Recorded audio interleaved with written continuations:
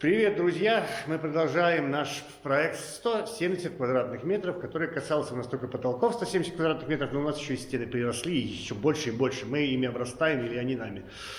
В общем, чего? Кто не видел плейлист, у нас есть плейлист со всеми видео из этого проекта. Плейлист, ссылка у вас появится вверху. Сейчас, прямо сейчас и появится. И она же есть в описании к ролику, если на него тыцкнуть в телефоне. По-моему, так работает это. Так, чего мы тут делаем? Вот.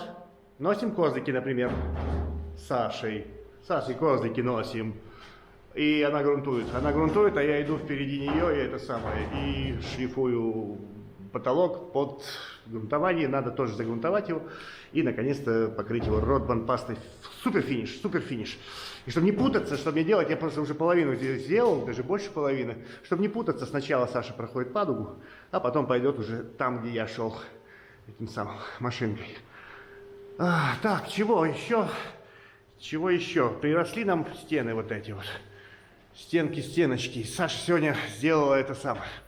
Укрыла трубы наконец-то, чтобы можно было здесь что-то делать. А здесь придется делать много, и придется делать много руками, но я это уже покажу когда-нибудь дальше. Потому что, наверное, завтра я пойду за этими самыми. В СМИТ схожу на Сестрорецкую за абразивами, надо что-то серьезное, надо 40-60, что-то такое, потому что тут есть что. Есть чего тут рубить в этих стенах. Можно было такое не снимать, не показывать, но это же надо обязательно показать вот это, обязательно надо. Обязательно проявить, да. Вот, короче, придется вот это все дичь сошлифовывать и перешпаклевывать, поскольку здесь все вот так. Ну, вот так нельзя, чтобы оставалось как бы под обои, это под обои, нет, не прокатит это под обои, поэтому будем заниматься завтра шлифованием. Я буду, например, шлифовать, а ты, например, будешь шпаклевать. А вот там. Она будет носить козырьки, ну давай. Вот так, спорт, никаких этих самых. Можешь в бассейн даже не ходить, тебе не надо, ты уже все потренировалась. В общем, да, завтра пока пыли нет, надо будет это самое, зашпаклевать. Это быстрая работа довольно-таки, особенно учитывая, что ее можно делать валиком, наносить, вообще кайф, вообще кайф. А что, все загрунтовали, и пора нам домой пойти. Завтра придем и будем уже шпаклевать. Надо все шпаклевать и начинать заниматься вот этими товарищами, пока там все сохнет штукатурки у нас на этих самых. Здесь на стенках у нас же штукатурочки везде сохнут. Угол вон тут. Углы не любят быстро сохнуть. Ну ладно, надо подождать какое-то время. Ничего. Завтра, значит, зашпаклюем и будет уже зашпаклевано. Собственно. Грунт. Какой грунт? Грунт, тиффин-грунт. 5 к 1, где-то 4 к 1, 5 к 1 с водой. Где-то так, чтобы не получить пленку. То на такой уже, на гладкой такой поверхности можно получить пленку. Если, и не то, чтобы можно, обязательно она получится, если делать чистым. Даже 1 к 1, даже если делать, все равно будет пленка. А 4 к 1 вроде как будет норм. Или 5 к 1. У нас был 4 к 1, я попросил Сашу долей еще, не знаю, сделала, не сделала. Ну, в общем, вот так. Так, следующий день мы приступили к шпаклеванию падуги, с Сашей одной приступили, а сейчас я к ней присоединюсь. У меня такая некая радость. Ну-ка, я тут оставил себе эти самые. Сходил я в СМИТ на Сестрорецкую, купил абразивчики вот эти вот. Много, потому что там разные номера, попробовать, как пойдет штукатурка, шлифовать, да, эти самые стены штукатурные. И был приятно удивлен. Я пришел оттуда с таким настроением, какой-то ребенок, который вот с мамой идет в магазин куда-то, и вот для детей там же специально вот там внизу где-то, да, где на уровне роста ребенка выставляют всякие ништяки, чтобы он просил: мама, купи, хочу то, хочу это. И как бы вот много красочных прикольных штук. Я сходил в СМИТ, это не реклама, мне не платят за это, я просто хочу поделиться. У них стало круто, прям реально круто. У них расширился ассортимент очень сильно, появились и штукатурные сокола, и эти самые деликатные скотчи какие-то. Дольфин, по-моему, или что, какой-то польский инструмент появился. Я к тому, что я уже где-то в роликах говорил, что Анза, ну, когда я вот узнавал, Стройлюкспроф, а Стройлюкспроф это там прямой типа дилер Анза, у них ничего не было Анза. А теперь появились, у СМИТ-24 появился как бы крутой ассортимент, и я был просто удивлен. Я все ходил, трогал, то потрогал, миллиарды видов шпателей каких-то, то это. Выбор стал больше, кто ходил в Стройлюкспроф. Помните, как там было, да, вот ряд один, как бы витрин, и где можно вот пойти потрогать. Сейчас в СМИТе стало в 3 раза больше всего. чем было в Стролюкс Профи. И это как бы, ну, прикольно, классно. И я такой на бодряках пришел, Саша такой, ты что вообще? Я такой, ух ты, так классно сходил. Да они, правда, чуть переехали, прямо в соседнее помещение, в том же здании, на Сестрорецкой 7. То есть появился ассортимент, и у них там цен нету, они как бы просто лежат инструменты, а цены на сайте у них. Я вот посмотрел, ну, в принципе, ну, хорошие шпателя, что это хорошие шпателя, в принципе, так. Или что-то там еще. Ну вот сокол штукатурный, вот алюминиевый там большой, я как-то гуглил полгода назад, смотрел, а вообще в России их не продавали, никому были не нужны, а сейчас вот у них появился. Ну и классно, и супер. Мне понравилось. Хорошо сходил, ладно, сходил, порадовался, и теперь будем шпаклевать всякое вот там, падуги. Так, для нанесения мы будем как-то использовать валик, мы уже так делали. Пользуемся мы ведро не отсюда, ведро это другое, ведро удобное для того, чтобы в него валик напихивать. Вот. Саша нанесла немножко себе и снимает. Валиком делать это удобно, потому что в падугу подлезать шпателем для того, чтобы нанести шпаклевку, неудобно. Удобно вот валиком именно полимерку, это Ротбанд паста, это самая шпаклевка, но в нее не лезет валик в ведро, а если лезет, то очень неудобно, именно вот этот большой, который. Вот так. И потихоньку сейчас будем по кругу. Сначала падугу обойдем, и потом потолочек. Вот. Я поздно пришел, я думал, что это самое, что успею сегодня еще механизированно поработать с этими стенками. Может успею. Ну и не успею, завтра можно будет серьезно взяться. Тут у меня и, по-моему, ну-ка посмотрим, что есть. 60-й есть, 60-й, 40 взял даже, 40-й попробовать, как будет, 80, 240. А сотки, по-моему, сотку, может, тоже взял где-то. Да, и сотку взял. Вот так, много всего можно попробовать, как чего будет работать. Потому что есть такое мнение, не только у меня, но как бы не у меня даже, а у людей, кто много занимался такой шлифованием, абразивами, машиной, что грит как бы работает чуть по-другому. Может быть, там 60-я, например, она будет хуже брать, она будет проскальзывать где-то на глади, она будет хуже брать, чем сотка, например. И вот это надо все попробовать, каждый, как будет лучше. Может так оказаться, что, например, 100 будет лучше работать, чем 40. Именно на срез, на съем, на выравнивание. Эту половинку уже сделали, падугу мы за это самое. Вон видно еще мокрый след. Падугу мы сделали, зашпаклевали и сейчас зашпаклевываем потолок. Ну, оно с валиком это дело делается быстро. Валик это классно, конечно, для такой.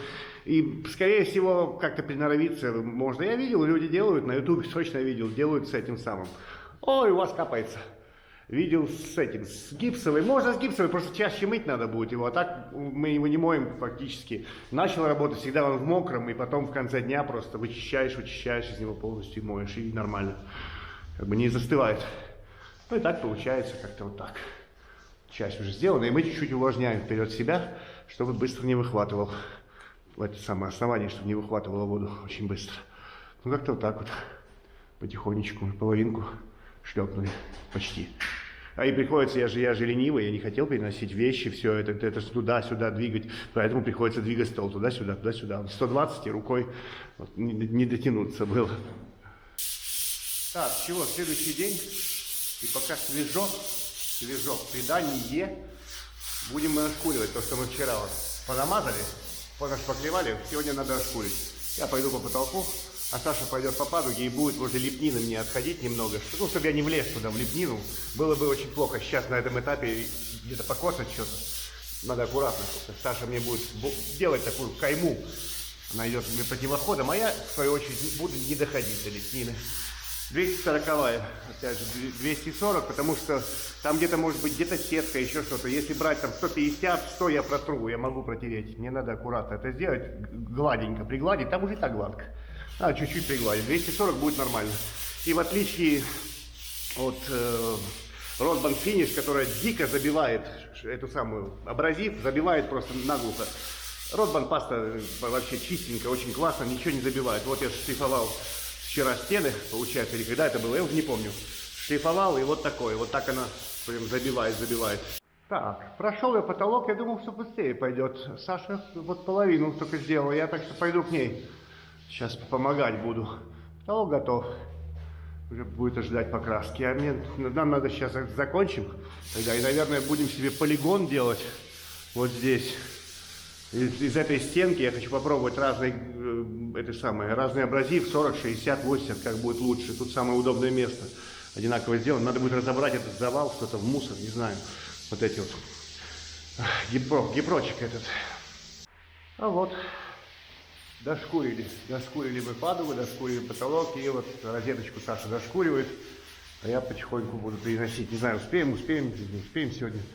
Буду попытаться разобрать это все, перетаскивать в другую комнату, все эти замесы, все эти движухи. Вот, ну этот потолок готов под покраску.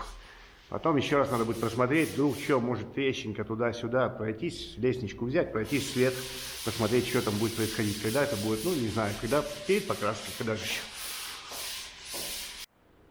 26 декабря, и сегодня мы займемся шлифованиями вот этих новодельных штукатурок везде, по всем окнам. И чуть паузу сделаю с пылесосиком, потому что, я не знаю почему, а ну-ка, будет видно или не будет. А вот здесь. Что-то фильтра не особо так хорошо работали, я взял их промыть и заметил, что скол сам по себе где-то при работе что-то откололся кусок вот здесь фильтра.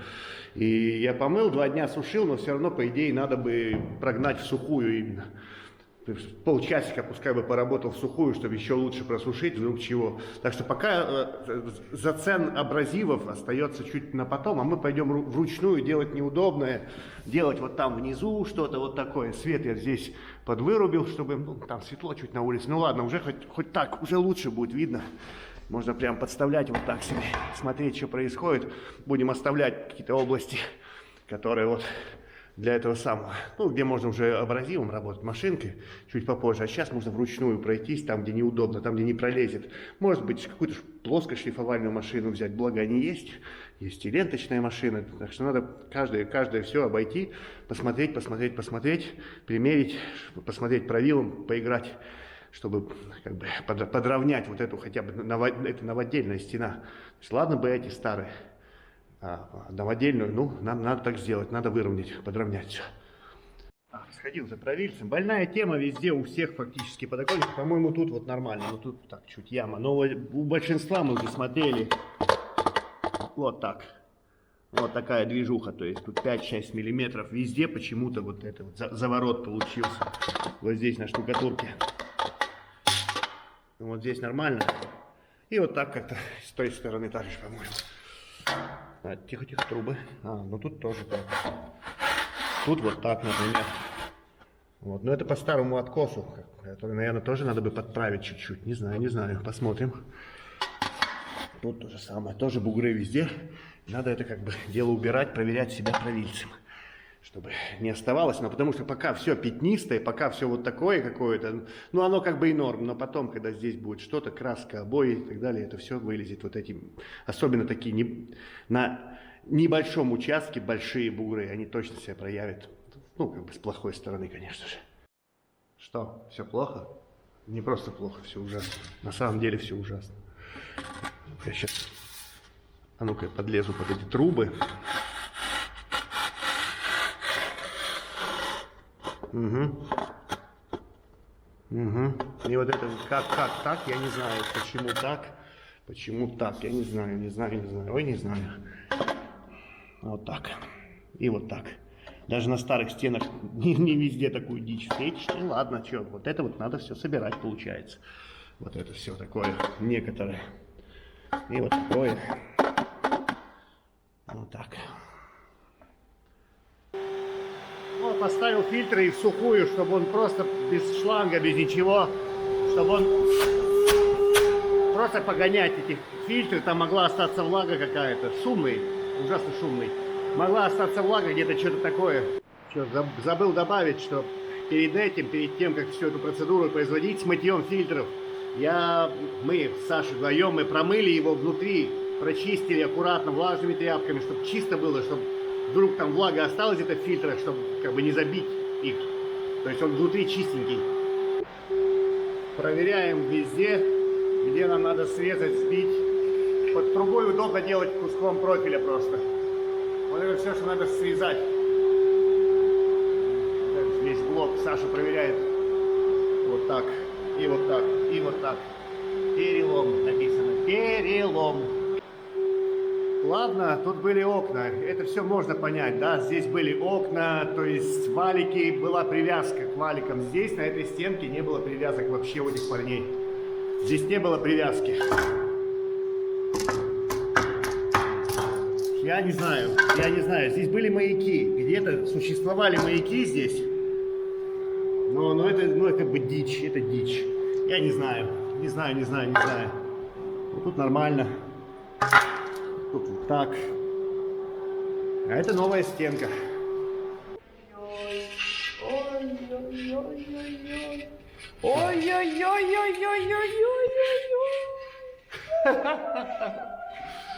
А труб не было, не было труб, как-то ж можно было что-то, я не знаю. Я просто не представляю себе, что, как, что в головах, я не знаю, что в головах. Труб не было труб, а сейчас это как за трубой вообще туда? Не плакай. Зачем нам это было нужно? Я не знаю, зачем нам это было нужно, может оно и не нужно нам вовсе, непонятно. Ну тут вот так, ой, аккуратно. Сантиметровый блок просто сантиметр, ребят, просто сантиметр, просто так. Вот так, получился сантиметр, вот так. Пойдем к абразивам. Так, сейчас это самое. Тут понятно, что тут такое. Я хочу просто, моя цель сейчас, как на этом большом полигоне проверить абразивы. Я поставил 40, еще есть 60, да, 60 и 80. Сотку уже бессмысленно, наверное. Вот надо что-то, я думаю, что это 40-60. Попробую. По идее, 40 будет самый жир. 40 будет лучше всех работать, да, вот 40-очек. Попробуем 40-м, как будет. И будет ли вообще что-то, какой-то толк из этих процедур. Так, попробовал 40-60. 60 хуже. 40, конечно, лучше, но я сейчас 60 поделаю чуть, и потом 40.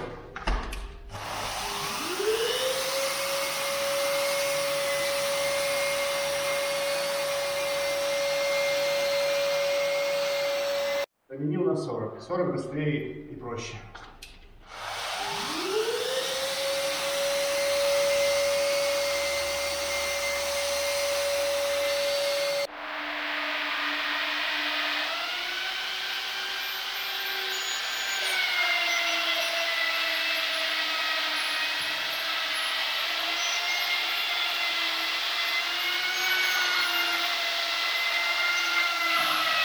Такой бугор, короче, что, как бы шлифмашина, вот эта большая, она не для этой цели абсолютно, то есть, как бы ее не прижать одной стороной. Тут был огромный бугор, но это было видно, и он здесь еще остался, но здесь сейчас поменьше уже. Это приходится разными этими самыми ленточками и чем угодно.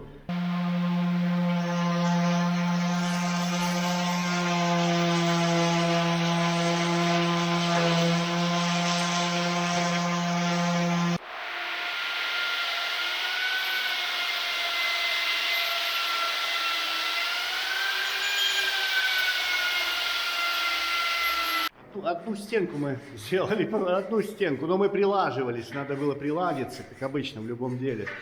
Вот тут нашли. Это один тоже из способов проявить. Так, а покажи, зачем ты это делаешь. Ну-ка, вот зачем.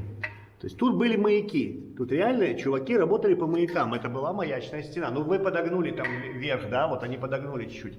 Но вот почему к печке было, как бы, что мешало? Вот.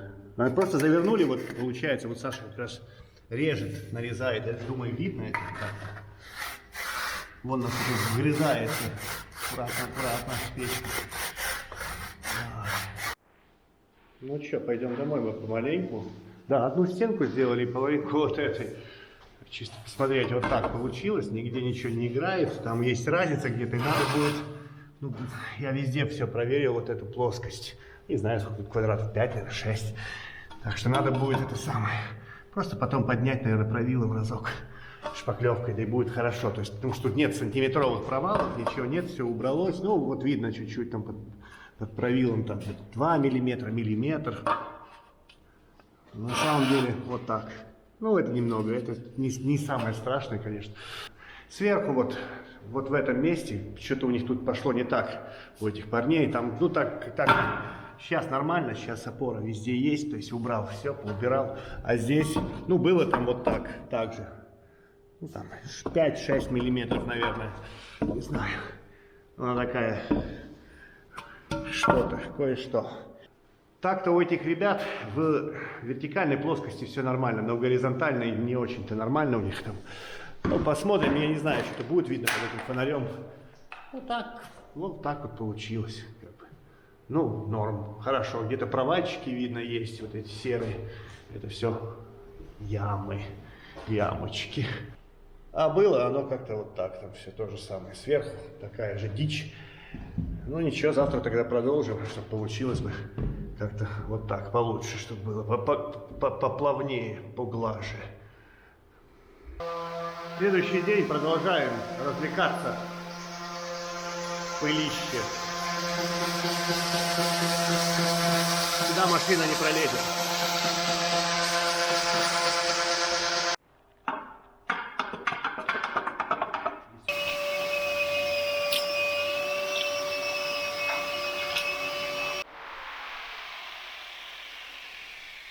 Я не знаю, не пролезть сюда ничем. Подождем после новогодних праздников, смотрели на это самое. Короче, надо на инноватор, треугольный, то, что они называют шабель, или как-то еще, короче, типа как рашпиль. Треугольно по камню такая насадка, и вот ею на инноватор можно будет подлезть, поскольку, ну, ничем по этому кругу не пролезть, и часами там сидеть не круто. Но я хотя бы чуть-чуть сниму, 28-е, чтобы 28 лепесток на болгарке, короче, дикое.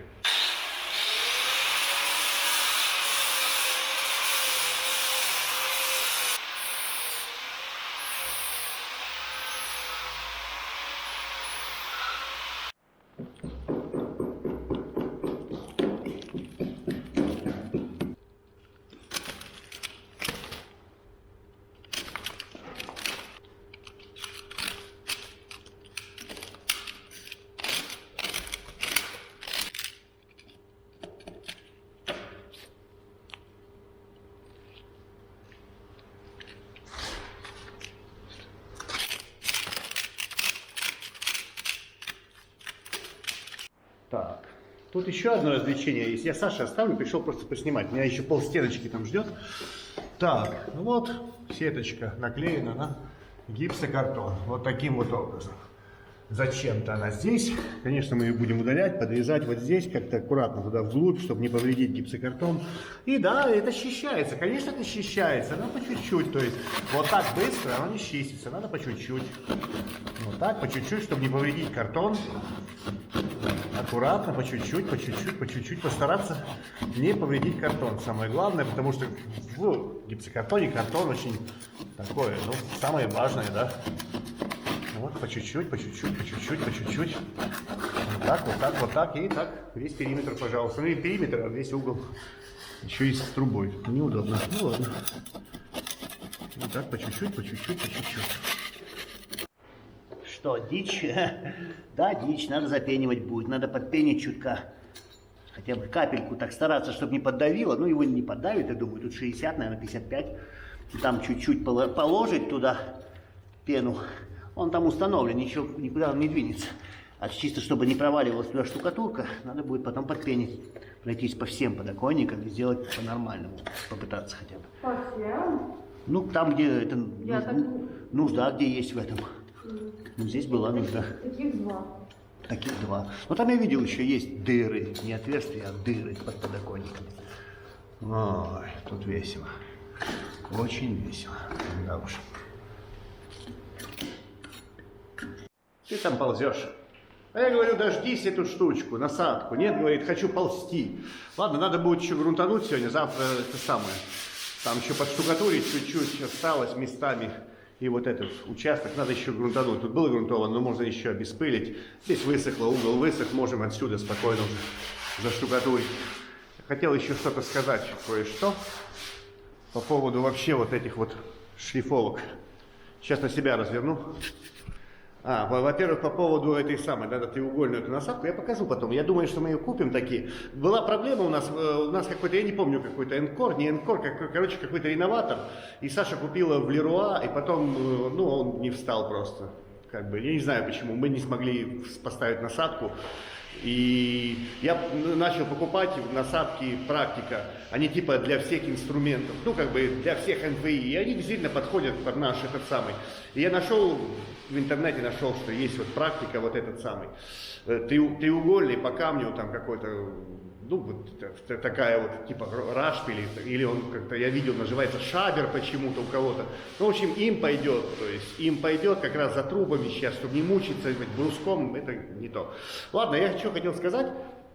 У тех, кто смотрит недавно наш, наверное, контент, есть и существует такой вопрос, а почему вот вы новую штукатурку так сошлифовываете, выравниваете, да, неровности, а почему мы так не поступаем со старой штукатуркой, с известковой штукатуркой, да? Возможно, у кого-то возник такой вопрос. А мы не можем так поступить с ней. Во-первых, даже не во-первых, с одной стороны, цели не стояла. Старая стена, как есть, мы ее подравниваем, с одной стороны. А с другой стороны, само устройство, само существование этих штукатурок, оно разное, различное. Известково-песчаное, гипсовое. Гипсовое в своем теле одинаковое везде, фактически, да. Ну да, мы убрали глянец, и у нас остались где-то местами какие-то поры.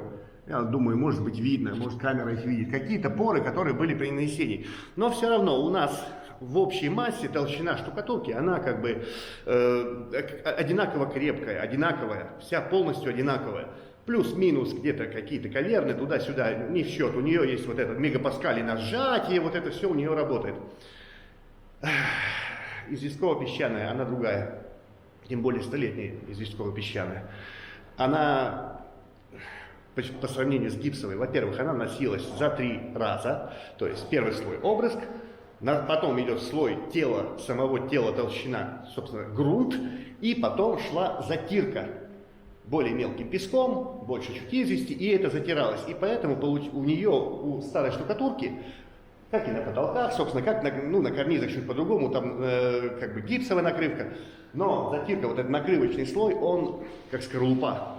Если мы начнем ковырять, а я где-то и показывал это, да, что если мы ковыряем довольно-таки крепкую саму по себе старую штукатурку, оттуда будет подсыпаться. То есть само тело, он же грунт штукатурный, само тело штукатурки мягкое. И если мы начнем здесь возиться машинами, мы что-то навозим, да, мы начнем сдирать эту скорлупу, и тогда останется там вот это вот что-то мягкое, такое некоторое.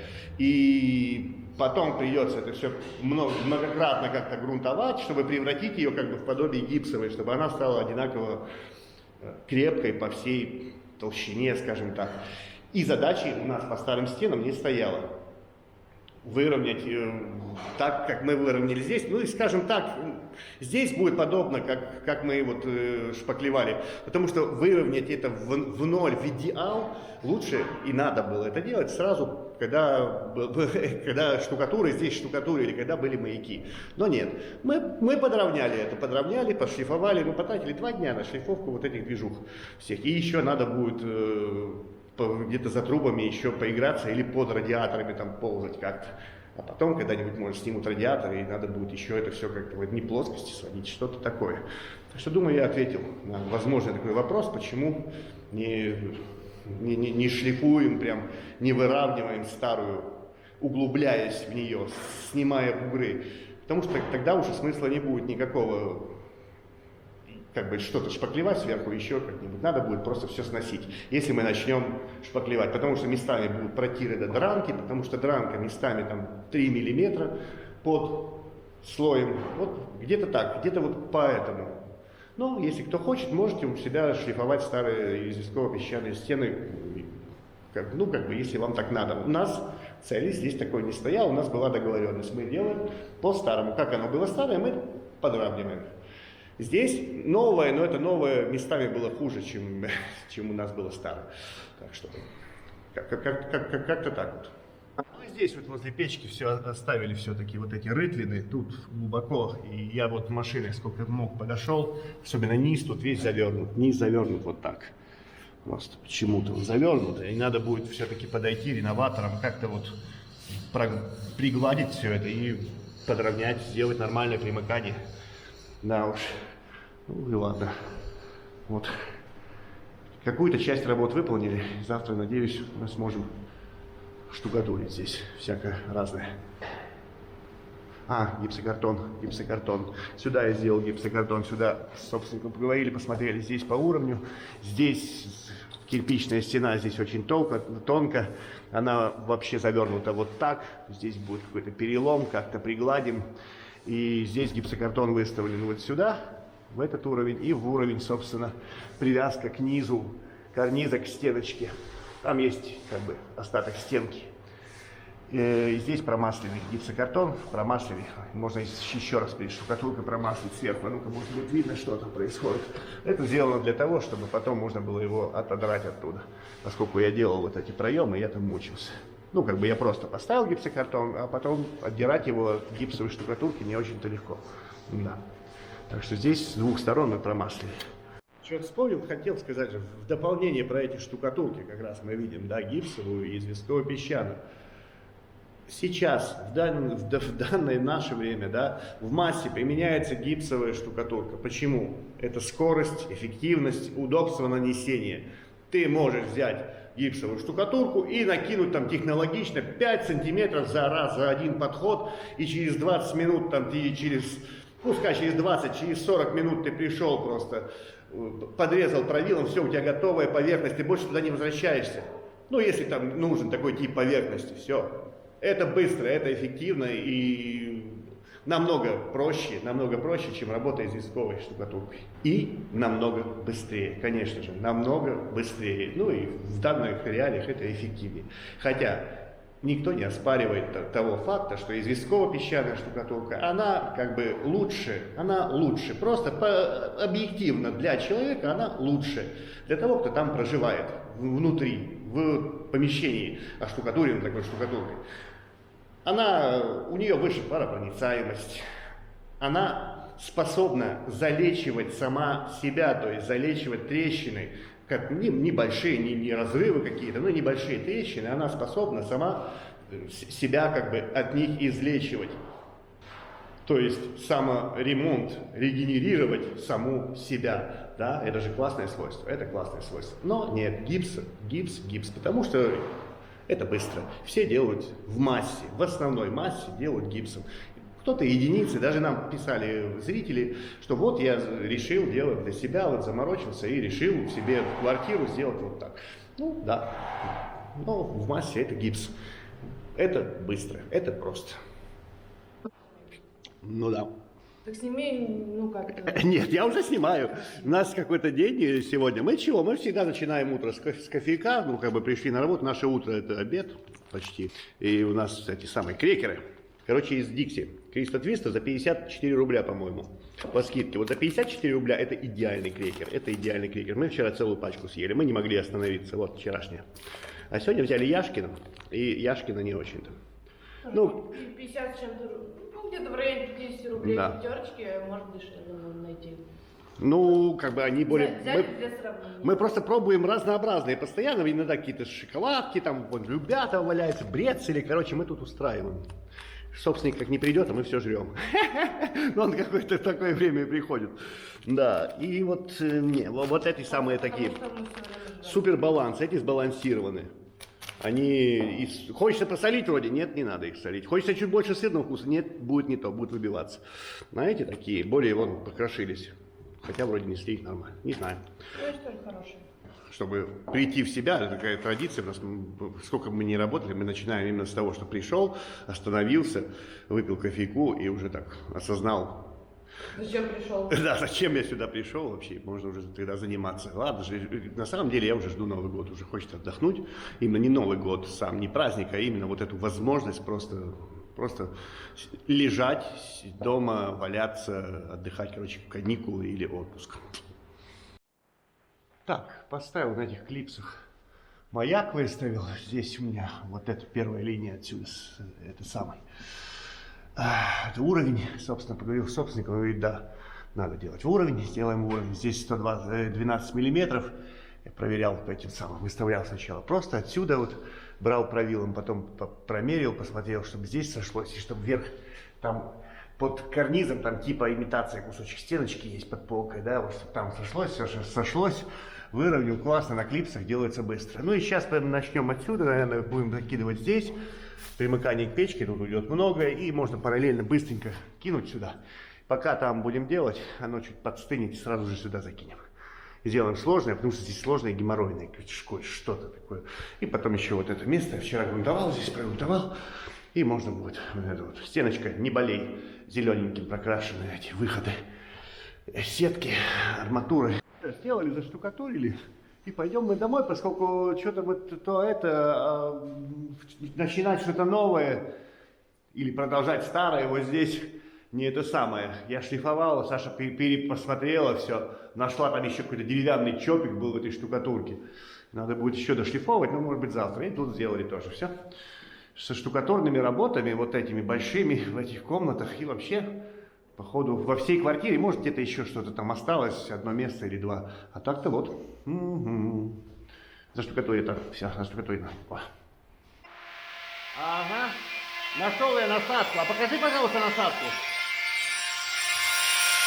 Вот такая.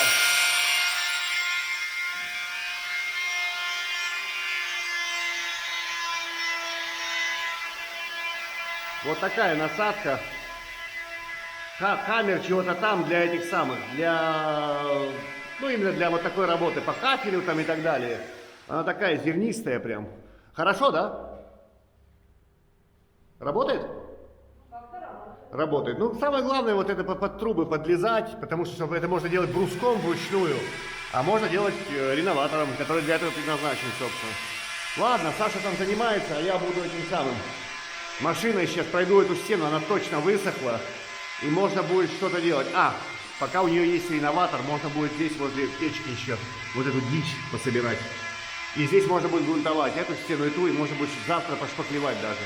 Ну и еще что-то по мелочи поделаем.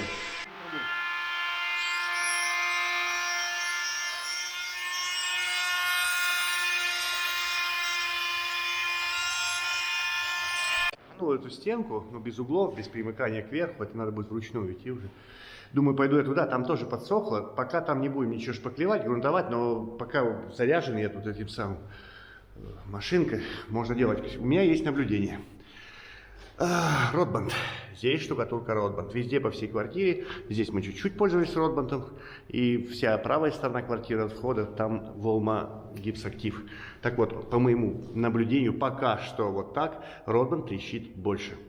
На старом основании. Пока что вот так я вижу. То есть вот микротрещинка. Вот микротрещинка. А это мы разошьем. Это трещина, которая не из-за механики, не из-за инженерии, не из-за чего. Это трещина из-за высыхания. Может, в него больше воды требуется. И скорее всего так и есть, потому что мешок идет на 17 плюс там сколько-то до консистенции, да, пускай 18 литров мешок. А в этом самом Волма гипсактив из-за большого количества пластификаторов там воды меньше. Там 12-13 литров. А это на секундочку. Это как бы 1/3 разница в количестве воды. И вода, когда впитывается в дранку, потом удлиняется, ну, как бы происходит изменение линейных размеров дранин, да, и поэтому возникают вот трещинки и вот трещинка. То есть сам Ротбанд, в него больше воды требуется. И вот такое наблюдение. Вот трещинка, вот это там чисто подранение. Мы все разошьем, мы все заделаем, это не будет нести никакой нагрузки и так далее. Это не те трещины, которые у нас возникали из-за какой-то инженерной темы, из-за чего-то такого конструктивного, которое вот доски идут вот так, а трещина вот так пошла, да, просто все сжали. Нет, это не из-за этого, это чисто высыхание. Ну, нам чуть геморройная работка добавилась, чуть-чуть надо будет расшить, все это мы сделаем.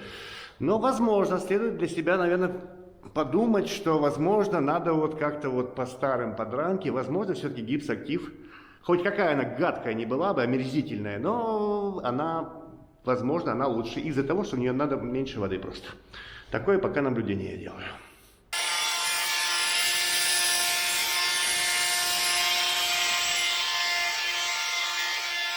Все мы тут зашлифовали, кроме примыканий, может, сегодня еще успеем.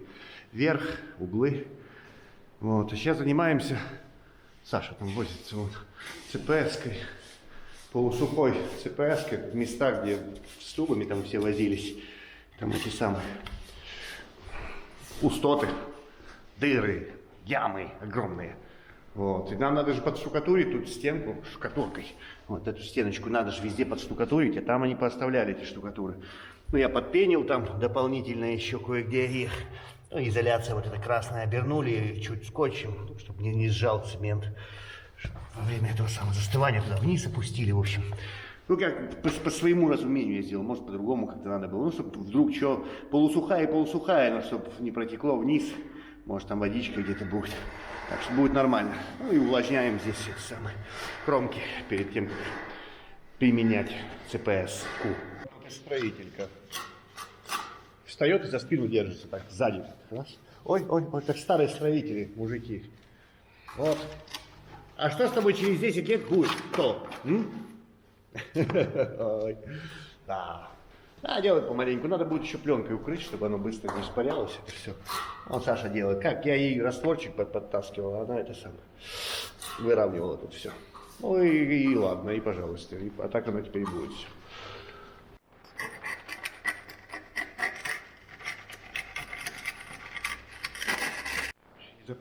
Запылесосили стены, запылесосили все и готовим себе на завтра работенку. Грунтуем. Опять к одному, да? Тиффингрунт. Да. Грунтуем. Как не знаю, кто знает. Но там и было 5 к одному. В общем, вот. Завтра можно будет заниматься. Может, что-то успеем, эту или ту. Да, и расшил трещины. Они не были такими, они были маленькие, но я показывал, какие они были. Это трещины чистые, которые вот были при высыхании. То есть, мое мнение такое.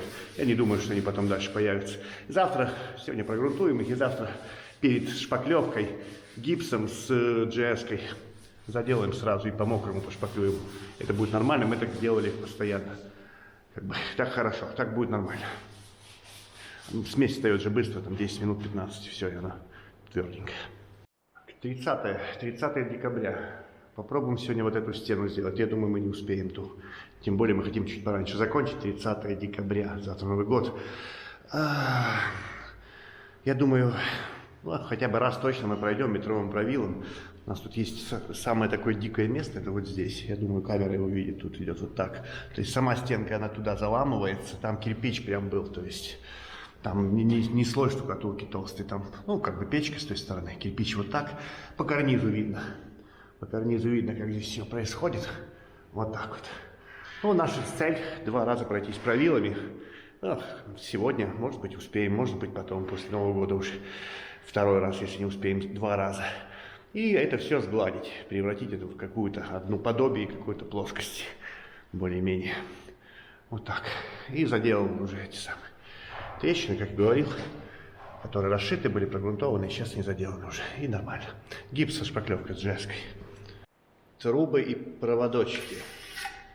Все хорошо, кроме трубов и проводочков. Проводочки несчастные. Ну да, вот тут так вот. Тут много. Вот здесь много. Наверное. Ну, 5 точно. Здесь может миллиметров 6 даже. Потому что не везде удается набрать. Отсюда и сюда. Первый раз так пройдем, а 2-й раз попробуем, может, хаотично как-то поразгоняем еще чуть-чуть. Ну, вроде нормально. Потихоньку движется все. Так, 1 слой прошли, и 2-й сейчас пойдем. И думаю, может, сегодня все-таки эту стену мы не успеем сделать. Но тут на этой новодельной штукатурке вот такое кое-что. А ну, видимо, проверить. Думаю, может, сейчас поправить, чтобы потом оно уже было. Это единственное, это дикое что-то такое вот. Вот так. Не знаю, даже. Может быть, сейчас это сделать, чтобы потом не делать. Да можно и потом сделать, не знаю пока. Саша увлажняет, сейчас пойдем быстренько. Еще разочек. Предновогодние наши работы мы закончили. Сделали мы. Я все-таки выправил здесь этот угол. Вот. Вроде стало лучше. 2 раза прошлись, наерзали правилами везде. У нас тут гости, у нас так два гости. Вот так нам. Привет, Ксения пришла. И заходил собственник, подарил нам тут и конфетки, и вино. А я сделал вчера уши хи. А ну-ка я попробую. Я даже не пробовал еще. Ушко. Хухи. А ну-ка. Мыл. Руки мыл. Я даже не пересолил. Надо досаливать. Неплохо. Чуть соевый соус. Классно. Ну что, вино Александры? Ты вино не любишь? Я вино не люблю. Вино ты будешь. с Ксенией. Главный алкоголь, да? Вот, вино мы не будем, ну и на рабочем месте вино мы алкоголь не будем употреблять, мы будем пить чай из пакетиков. Не показывай чашку эту. Почему? У меня грязная чашка, а вот чистая чашка. Более-менее. Более-менее. Мы будем пить чай, есть пироженки из вольчика и немножко, ну типа, как бы праздновать. Крекеры, само собой, крекеров много. Угу. Пока тут еще тут вещат, я скажу что-то. Хотел сказать по Новому году что-то. Так, повернул на себя чуть-чуть. Это же веха какая-то, Новый год. Кстати, спасибо еще раз собственнику за новогодние угощения, за конфетки съели. Не все, оставили на потом чуть-чуть. Новый год, веха какая-то. Принято что-то желать, но этот ролик будет уже далеко, наверное, после Нового года. Если он и будет. Когда-то с кем-то разговаривал, такой момент, что типа надо желать, хорошо будет желать кому-то то, что есть у тебя. И я вот подумал, а что я могу пожелать? Мне нечего пожелать. Я ждал этот Новый год чисто ради вот этих вот, ради этой недели каникул, чтобы поставить там телефон на самолетик, да, и залипнуть в компьютерные игрушки, просто есть, спать и играть, а полностью абстрагироваться, эскапировать, не знаю, там, строить город в City Skyline, не знаю, включить факторку, построить фабрику, ну, что-нибудь построить вне, как бы, реальности, в своей, там, другой реальности. Я так делаю ежегодно. Это единственный такой доступный отпуск, скажем так. Легитимный отпуск, когда, ну вот шуметь нельзя, работать нельзя. А бесшумных работ у нас нет. Можно вот недельку отдохнуть. И хочется отдохнуть, поскольку есть такое ощущение даже, вот не было отпуска весь год, только там выходной, 2 выходных. И вот сегодня чувствую спина, ой, Саша тоже там за спину хватается. Вот близость этих возможностей, такое чуть подольше отдохнуть, сразу тебя так делает таким больным, ой, тут заболела, и так и усталость такая. Желать задним числом я уже ничего не буду. Я надеюсь, что вы хорошо провели выходные новогодние, получили то удовольствие, которое вы хотели получить. Ну или еще каким-то способом, и вам было хорошо. Вот. А мы придем сюда 9 числа. После того, как закончатся выходные, и будем дальше заниматься. Это все будет в рамках одного этого ролика. Я не хочу разбивать. За это время все подсохнет, высохнет, и мы сможем дальше двигаться. У нас уже тут подштукатурено, там зашпаклевано. Мы сможем дальше двигаться, завершать какие-то процессы. И уже 9 января. Неделя отдыха. Я бы еще хотел недельку, на самом деле. Что-то получилось только лежать, валяться, смотреть, залипать в ютубчик, поесть, поспать, и так по 15 часов в день. Ну, сказывается накопленное какое-то такое, усталость накопленная. Думал, поиграю в свои любимые игрушки, буду залипать, там, кайфовать, никто меня не будет трогать. Нет, на самом деле даже поиграть не получилось, просто получилось валяться, и вот, и надо дальше продолжать, потому что уже праздники закончились, жаль, еще в недельку. Ладно, посмотрим, что у нас дальше по ходу. Чего, у нас здесь все высохло, то, что мы тут нашпаклевывали, и как вот в этой большой комнате почему-то, но там, вот там и вот на этой стенке, с этой стороны, кто помнит, у нас прошли там вертикальные трещины после того, как мы зашпаклевали. Здесь то же самое, а вот она. А вот она такая. Маленькие, волосяные, но они есть. И я думаю, что стоит расшить. Плюс еще обратить внимание, где-то здесь тоже на этих, тут, где мы заделывали проем, там я видел, все-таки где-то вот отрещало чуть-чуть выше. И здесь какие-то прошли местами вот такие диагональные трещины. Вот здесь где-то что-то прошло. Надо все подрасшить, погрунтовать и потом заделать. Я думаю так. И может сегодня зацепим еще, пошпаклюем вот эту вот стенку. Я так рукой потрогал, вот думаю, может там пыль какая-то. Нет никакой пыли, все чисто тут. Будем увлажнять, будем удалять вот какие-то вот эти вот остатки после правила. Я думаю, не стоит здесь грунтовать лишний раз. Это будет, ну, не будет смысла в этом. Вот. И поэтому, думаю, зашпаклюем сегодня. Разочек правилом пройдем эту стенку. Тут еще примыкание есть гаденькое. Тоже это сложное место. Надо как-то так сделать, чтобы и сделать, и ничего не покоцать, и не запачкать сильно вот здесь. Еще смотрю, вот здесь вот эта стенка, где это же новая штукатурка, да? Вот здесь был проем дверной, он заделан гипсокартоном. Когда-то, еще давным-давно это было сделано, когда там они там эти штукатуры штукатурили. И я вот смотрю, я ее не видел раньше. А вот прошла трещинка. А вот она где. Вот. Ее не было. Когда я шлифовал здесь, ее не было. Может быть, теоретически, неделю здесь никого не было. Сейчас холода, сейчас минус, сколько, 10, там было минус 12 или сколько, и квартира выхолодилась. Может быть, поэтому мы еще даже не успели прогреть. У нас одна небольшая пушка, там какие-то радиаторы, эти теплоштучки, но все равно ее не было. А она есть. Ну, значит, надо тоже ее расшить и заделать. А что делать? Ну, по аналогии мы разошьем то, что у нас здесь... А, вот здесь еще я видел, появилась какая-то вот. Ее здесь не было, изначально не было. Это после того, как сжали шпаклевкой, вот она и прошла. Значит, надо переделать, поскольку там, где мы переделывали, да, мы здесь такое уже проделывали на этой стенке.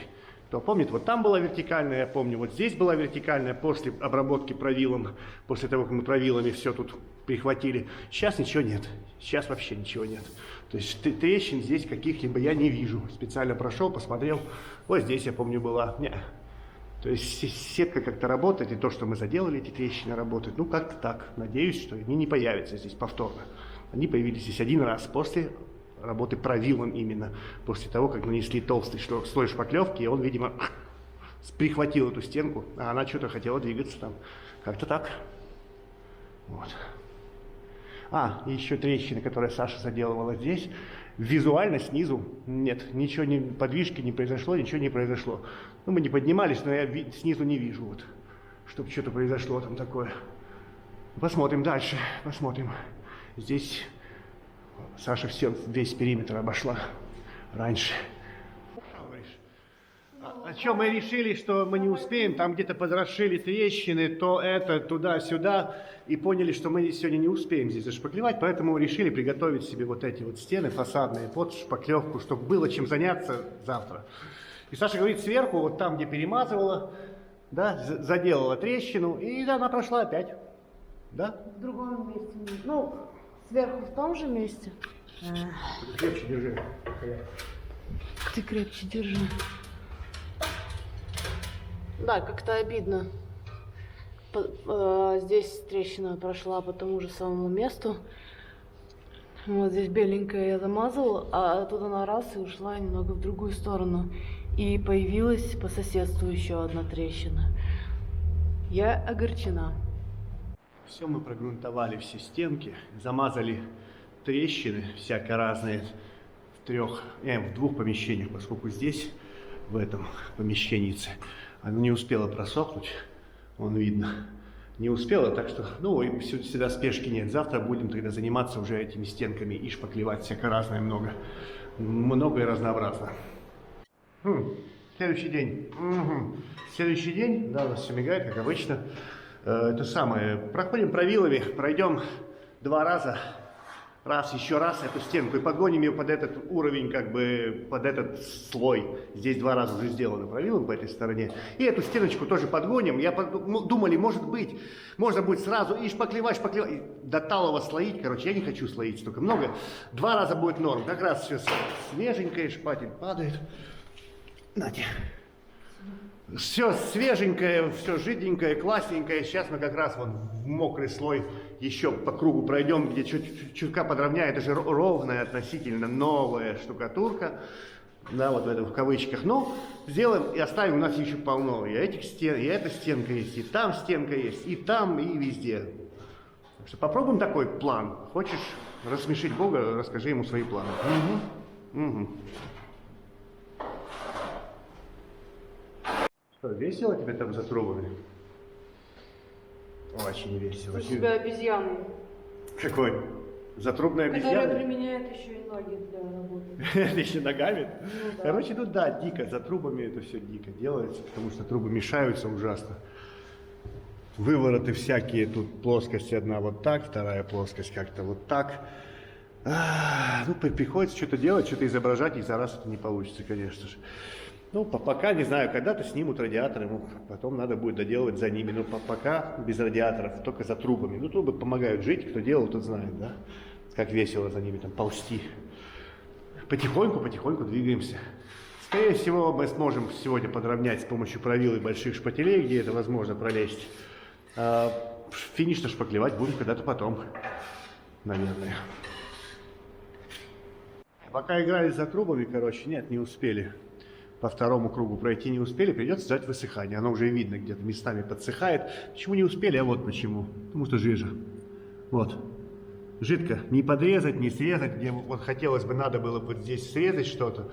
Не получится, оно тянет. Вон я пальцем разминаю.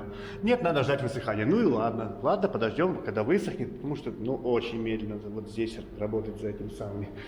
Саша в угол там поделала в углу что-то и не успела тоже подняться вверх. Ну, в другой раз, когда уже высохнет полностью. Чего? У нас следующий день. Мы вот в этой, ну, большой самой комнате тут тусуемся, делаем стеночку. Я такой довольный, что когда-то я сделал вот эти провинции, они у нас разных размеров. Там есть еще одно длиннее, 65, по-моему. И очень удобно, потому что сюда ничего не пролезет, а правилом у нас все криво. Мы даже проверили, у нас 3 окна, мы проверили ниткой, посмотрели, как они друг с другом вот так тусуются. Там разница сантиметров 5, наверное, выбирает одно западает. В общем, очень удобно их делать. Потому что вот валик, вот здесь вот валик, он выступает местами за полку или рядом прямо по уровню с ней. Можно вот так прям, оп, маленьким. А с этой стороны вот таким маленьким пройтись. Вот. Вот так. И потихоньку добирать. Это не крайний раз, не последний. То есть надеюсь, что мы будем еще подходить сюда, еще раз разводить, может, в других направлениях выравнивания по этой стене. Сделали мы эту стенку. Да, заняла у нас большую часть рабочего дня. Тут не очень-то легко и весело за этими трубами. Залезли еще сюда, чуть подровняли. Так. Ладно, и чего? Готовим на завтра работенку себе. Подгрунтовали эту стену. Не помню, вроде как будто грунтовали. Ну ладно, не лишним будет. Все равно это разбавленный грунт, лишним не будет. Надо прогрунтовать его здесь и здесь. До это самое. Ты что там делаешь? Ну ладно. Добрый вечер. Добрый вечер. Грунтуем здесь еще, подготовим на завтра, чтобы можно было правилами. Попробуем, не планируем, попробуем 2 комнаты, две стены, одну эту стену с 2 сторон обойти правилами 2 раза. Вдруг получится. Хотелось бы. Помню, что сегодня четверг, не помню какое число, да мне не важно какое число. 12 5-13. Окей, ладно, нам-то что? Мы делаем вот эту стенку. Пошли правилами вот так, в эту сторону. И потом, наверное, пойдем как-то в другую сторону, на второй слой. Но пока на первый слой вот так. Вот улетело ведро шпаклевки, кстати. Куда-то в 6, наверное. Не 6. Хотя, может, 6. Ладно, хотел другой показать. По-моему, нигде не говорил об этом. Да я-то заметил, что Саша там завела шпаклевку и говорит: о, комки. Есть такой приемчик. Многие, наверное, кто делает, знают об этом. Да, кстати, шпаклевка Rodman Finish. Вот. Наук Rodman Finish, гипсовый, 25 килограмм. Заключается в следующем. Когда у нас остается немного в мешке, из мешка пересыпать будет неверно. Мы такой прием используем, когда тянем гипсовые большие крупные детали. Открываем всегда новый мешок. Если на дне остается, пускай остается. И потом, когда ты чуть поюзал, как бы использовал из нового мешка, осталось свободное место, потом это удобно пересыпать. Плюс она еще там комки чуть-чуть, ну как бы вот это слежалась такая есть, или как-то сказать, ну когда они чуть-чуть как бы, материал чуть-чуть как бы уплотняется немного, когда он лежит же, да. И вот когда ты пересыпаешь, он еще так какой пушистенький становится. Поэтому у меня здесь еще есть остаток, но я это оставляю, чтобы потом вот сюда, в этот мешок досыпать. И хорошо так распушил немножко, и по чуть-чуть, чтобы на дно, чтобы легла она на дно. Я знаю, что многие кельмой рассыпают, ну, рукой сюда будет много сыпать, тут надо много, прям полмешка улетит сюда, наверное, в это ведро. И по чуть-чуть. Так, опять, да, хочешь это самое, что там сделать, насмешить Бога, расскажи ему про свои планы. Я думал, мы сделаем еще с той стороны. Не, ребята, мы тут... Ох, наверное, мешочка 2, а то и больше шпаклевки улетело сюда. Тут очень криво было, и нам пришлось здесь прям хорошо так поработать. Это, кстати, к вопросу про планирование. Вот планирование. Прогнозирование, да, прогнозирование, но планирование таких... Вот я планировал, что сделаю еще с той стороны стену. Нет. Иначе надо сидеть до часу ночи. Но если так повторится 2-3 раза, я просто брошу эту работу и больше никуда не буду этим заниматься. Нет. Нет. Нет. Сделали одну стену, слава богу, что мы ее сделали. И хорошо, и отлично, замечательно. Пускай сохнет, а завтра можно и ту сторону делать. Благо, там подготовлено, все, начинай делай. Вот эту я имею в виду. Ну-ка, ну-ка, ну-ка. Иди. Пролез. Вот эту вот часть, вот эту сторону. Казалось бы, немного, но там, может быть, здесь будет ровнее. Хотя там тоже какой-то ремонт уже был, но уже не видно там. Ой. Ой, стыдно, когда видно. Вот тут же была, видно даже еще насечка, да? На этих самых. Тут была какая-то шпаклевка, которую все-таки оставили. И, видимо, так они тоже, не знаю. Короче, мы и так, и по-всякому, и 1,5-метровыми. У тебя в руках что, 1,5 или 1,20 м? Тут переломы, тут где был проем, он же был изначально сделан. То есть до штукатурки штукатурилась к дверной коробке. Здесь была дверная коробка, и поэтому у нас стенка здесь, не знаю, видно, не видно, это она делает вот так, тынц. И мы это все тынц сгладили в какой некий тынц. Но мы не убрали, конечно, вот это. Потому что сверху тоже карниз делать вот так. Карниз, видимо, уходит в дугу. Ну и ладно, будет неровно, зато все будет неровно одновременно. И здесь карниз, и здесь стенка. Вот как иначе. Иначе никак тут. Ну и еще такое же место есть вот здесь. Уже, по-моему, рассказывал, там как бы задняя часть печки, кирпичи, оно построено вот так в бок. И тут тоже карниз, и, собственно, весь карниз, весь он делает вот так. Что нижняя его часть, что верхняя его часть, поскольку они протягивали уже прям по кривому этому перестенку, по кривой стене. Они уже тянули, когда исторические штукатуры тянули вот так. Так он у них и получился такой чуть-чуть. Ну и ладно, зато это очень живо, это выглядит живым и настоящим. Ну, если бы наводил мертвую, моя мысль, я уже давно ее сотни раз озвучил. Так что завтра продолжим, но уже не с этой стеной. Это должно сохнуть и будет сохнуть долго, поскольку тут слоя. Да. Следующий день 13. Что у нас, январь? Или что это? Ну, короче, 13 какое-то число, и это самое, пятница, по-моему, да. Вчера мы, вот видно, это прям хорошие доборы были, вот, пятна такие, вот возле печки. Там такой, как бы, загибчик существует, вот так она уходит, плоскость туда, к этому карнизу и вообще в целом. Вот пришлось ее как бы прогладить вот так немного. Ну ладно, она будет сохнуть до понедельника, я думаю, высохнет для того, чтобы его можно было хотя бы там прошлифовать. А я один сегодня, совсем один грустный, один-одинешенек.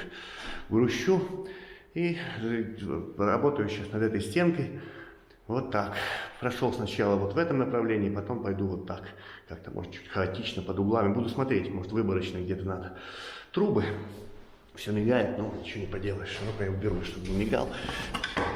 Трубы. За трубой очень неудобно. Саша делала, вчера мы делали, и Саша, она занималась трубами, углами, вот эти там, где трубы вертикальные выходят. Ну, как там, то есть, ну, как бы, я массу гнал.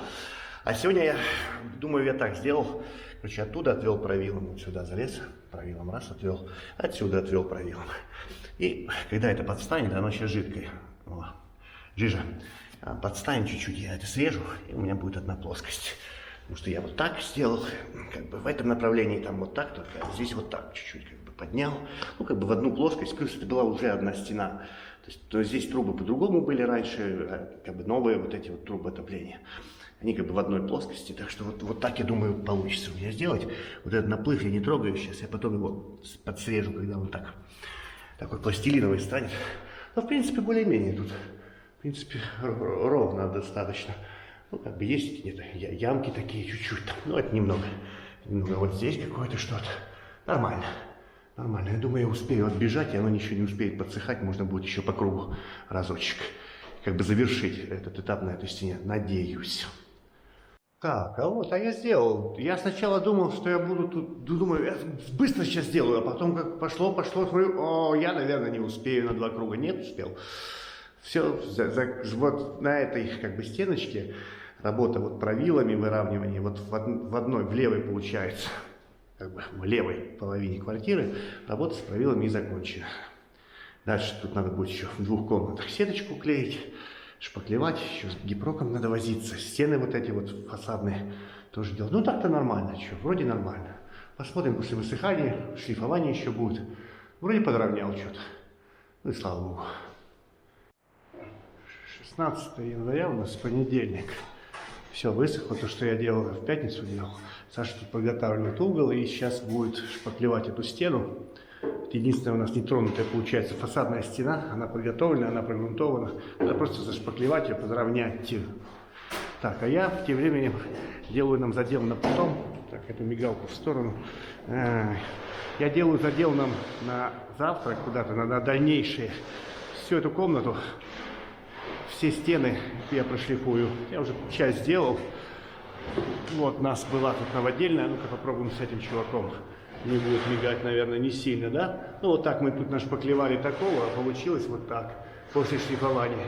Надо будет еще пару раз пошпаклевать. Это, ну, как бы, не без этого, конечно же. И здесь не тронуто, здесь я не шлифовал. То есть, что мы вот здесь наравняли правилами, так оно вот так где-то было. Вот так вот. Становится каким-то вот таким приблизительно. Вот так. Здесь я прошлифовал уже. Ну, естественно, надо все это, ну-ка. О, все это пыльное, надо все это беспылить будет, конечно же. Запылесосить пылесосиком всю эту движуху, все, что я сегодня сделаю. А еще надо же под карнизами везде углы все пройти, тоже это же уже вручную машина туда не пролезет. И хотелось бы сегодня загрунтовать еще, чтобы завтра можно было хотя бы сюда, вот на эту стену, это старые стены деревянные, чтобы можно было клеить сетку. Это подготовлено уже под сетку получится у нас. То есть прошли 2 раза правилом, подготовим и можно будет наклеить сетку. Вот такое вот вперед, задел вперед, идем вперед, чтобы не останавливаться на чем-то таком, как бы не стопориться где-то на чем-то. Чтобы всегда было что-то вперед поделать, чтобы можно было всегда вперед поделать что-то. Здесь надо будет тоже шлифануть, тут мы добирали что-то, выравнивали, тоже зашлифую, будет нормально. И надо будет еще тоже пару раз прошлифовать здесь. Ой, прошпаклевать. Ну, как-то так. В общем, работы много, но делаем постепенно, поступательно. Продвигаемся, по чуть-чуть продвигаемся. Мне остался еще угол. Вот здесь видно, где светлое, да? Вот чуть-чуть осталось. И еще на этой стенке, где я могу подлезть. Так, в принципе, почти плоскости, да, но надо еще ручками примыкание там, снизу посмотреть еще. И углы обязательно посмотреть. А Саша тут ваяет. Шпаклевочкой ваяет. О, у вас там кое-что. Вот, навалено, наляпано. Как дела? Не очень. Не очень? Почему? Одна мало делаю. Что? Одна делаю мало. Так ты делаешь то, я это. Нормально, вон половину уже почти сделал сейчас. Стянет правильцем. Все сошлифовано, более-менее нормально будет. И потом после высыхания также все то же самое. После высыхания прошлифуется, и можно будет пошпаклевать еще, и будет хорошо.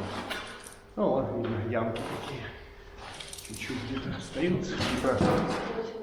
А? Шпаклевку уже схватилась. Она это самое, да, комками потом прихватываться начинает. Так, не знаю, оставляй, бери на удочку. О, нормально. О, нормально пошло. Отлично. Вот тут дикий угол этот. Тут вот так, как-то вот так. Все. Надо будет как-то свести, попытаться ровно это все дело. Вот здесь.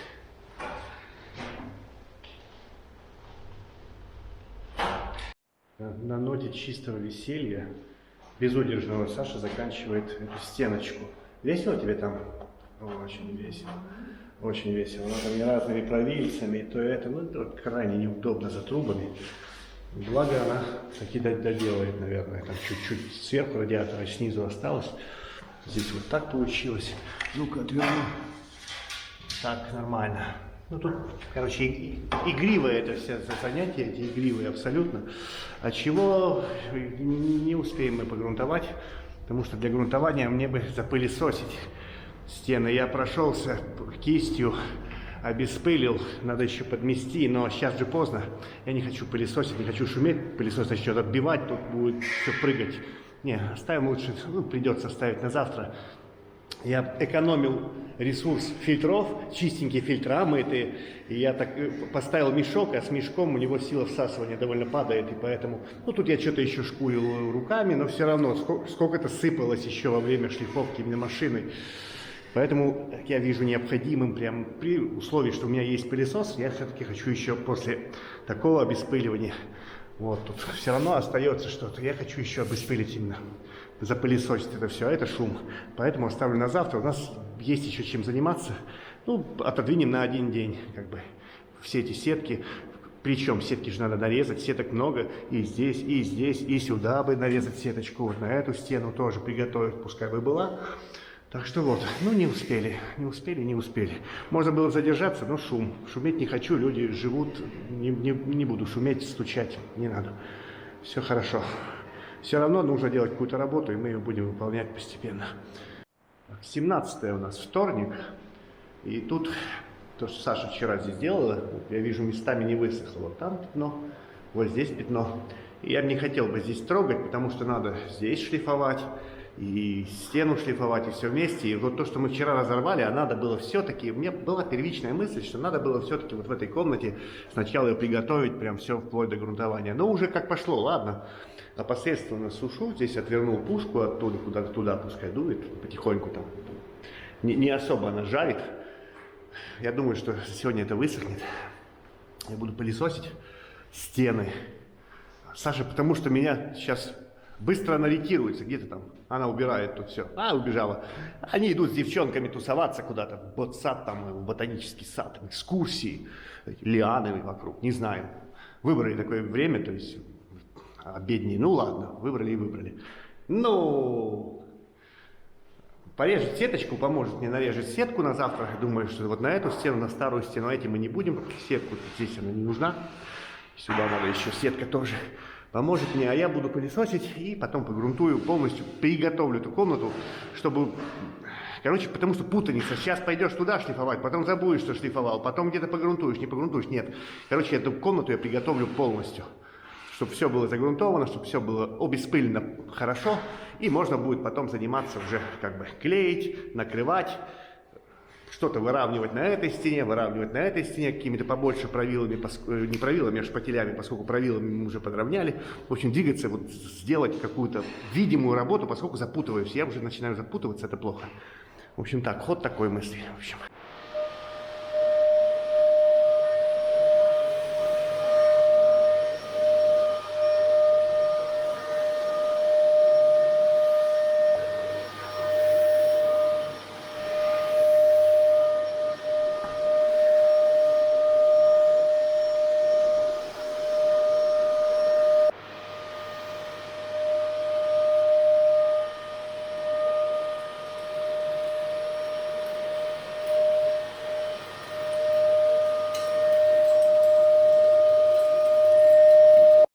Чего?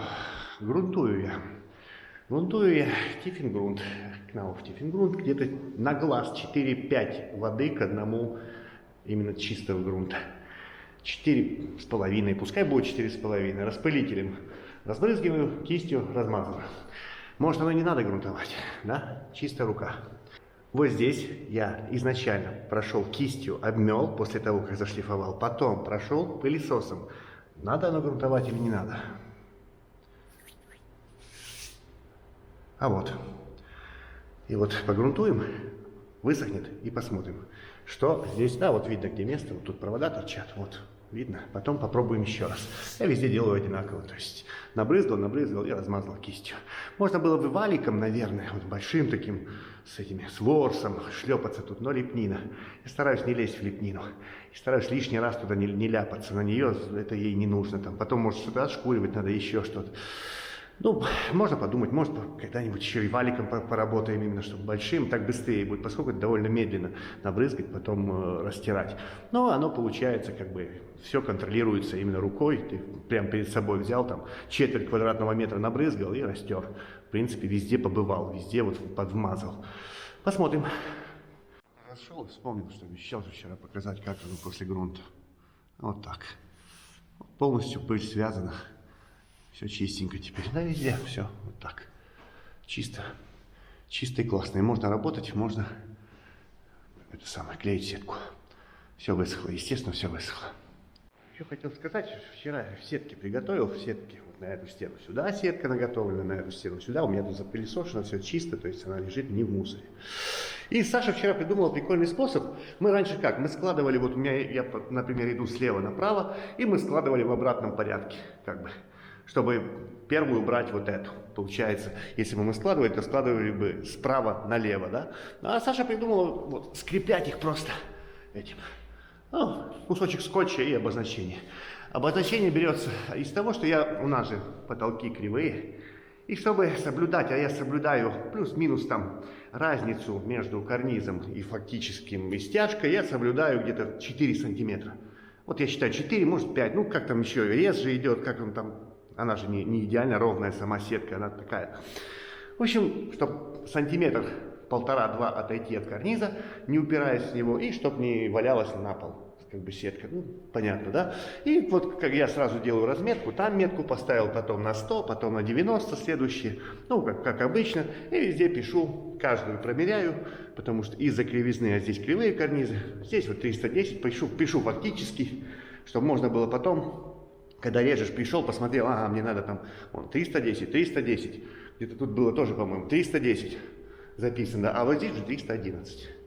Ага. И вот Саша придумал такой хороший способ. Мне в принципе подходит так, что можно уже не складывать в каких-то порядках, а просто вот у тебя лежит, ты подошел, видишь, какой кусок тебе надо, пришел, взял его. Ну, в принципе, нормально, прикольно. Ну, хорошо. Какая-то типа что-то улучшили еще раз. Угу. О, явленица. Чего? Полчаса я тебя жду. И как мы вчера потусили в саде? Хорошо. Классно? Тебе же отправили. Миллиарды фотографий. 300 фотографий. Спам в чате общим нашим рабочим. Дичь. Короче, я вставлю тут какой-то видеоряд, фотографии, разбавить чуть-чуть наши вот эти вот зимние будни. Если что, проматывайте, ребята. Там, Разбавить скучное видео. Да, скучное видео разбавим веселыми Видосиками. Видосиками и фоточками похода в куда? Ботанический сад. Ботанический сад или Очень вкусные. Ну, здесь вот можно увидеть плоды от функции фикусентика, вот такого сливового цвета. Но на некоторых растениях именно в этой оранжерее как и фикики на деревьях, на камне пласталах, как и фикики. Бананы. Вон там бананы.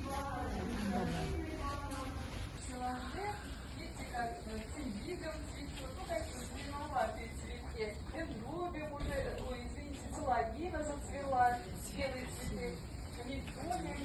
С воды на сушу. И это ведь так долго, клетка за клеткой, год за годом они развивались. Эволюция. Какое слово важное. Оно значит изменение, непрерывное развитие жизни на Земле. А жизнь эта зародилась аж 4 миллиарда лет назад, с самой первой клетки. Вот та лупа покажет вам, как они устроены. Такая малюсенькая клетка, а в ней все. Она и за питание растения отвечает.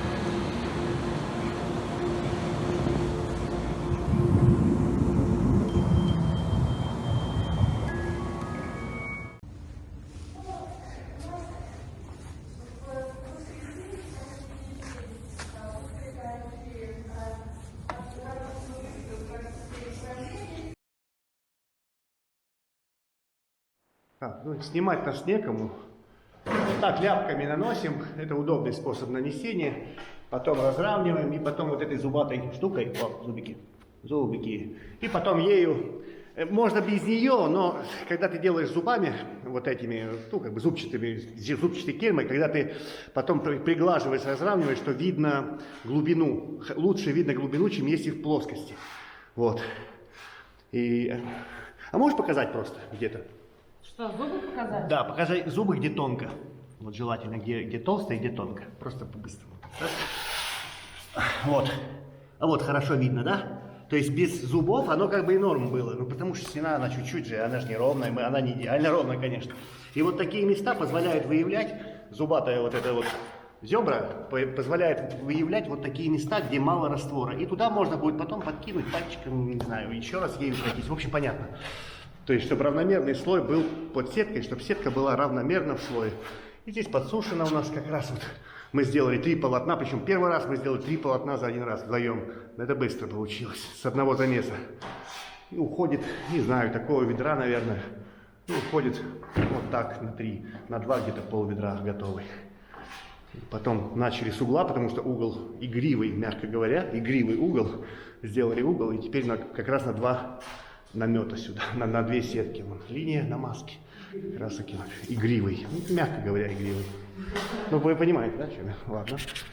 А вот, наклеим мы сетку, не пошли мы второй раз шпаклевать, тут что-то уже присохло было, нет. Просто наклеили сетку, получается, на 2 стороны, туда и сюда. И Саша здесь у нас такой подгиб. Мы за 2 раза правилом не выровняли, сейчас поклеим сетку еще раз, Саша здесь прошлась. Пытаясь это как-то выкрутить в какое-то подобие плоскости. Ну, тут все вот так, тут все по-разному. Надо как бы сгладить очевидную какую-то дичь. Ну вот, сеточка поклеена, ну, будет сохнуть. Посмотрим завтра, что там будет происходить с ней. Углы, конечно, да, угол неудобен, угол очень неудобный, особенно с трубами. Нам надо же сюда, мы сюда поворачивали, сантиметров 8-10, наверное, вот в эту сторону за трубу. Тут вообще дичь. Отсюда вытягивать, да. Ну ладно, пускай сохнет, можете высохнуть до завтра. Всяко найдем мы себе работенку, я так думаю.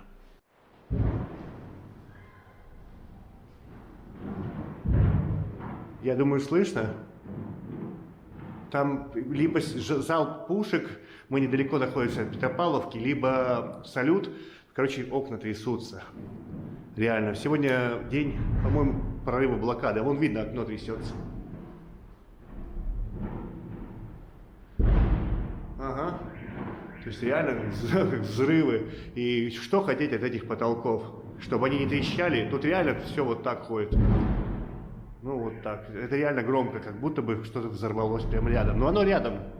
Менее километра от нас.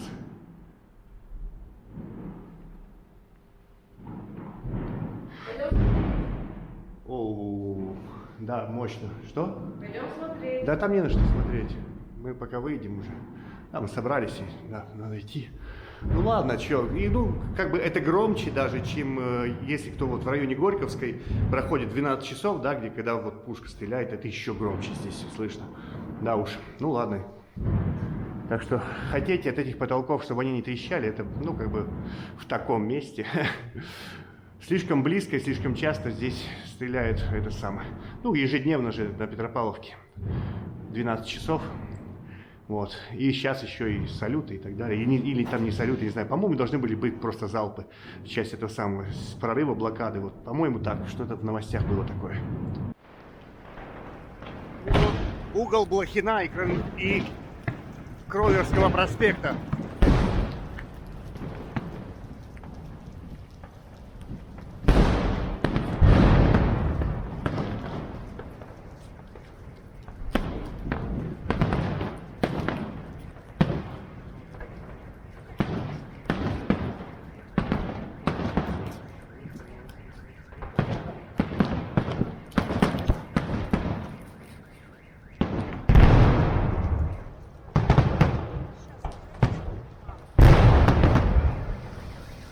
Правда, туман сейчас и ничего не видно особо.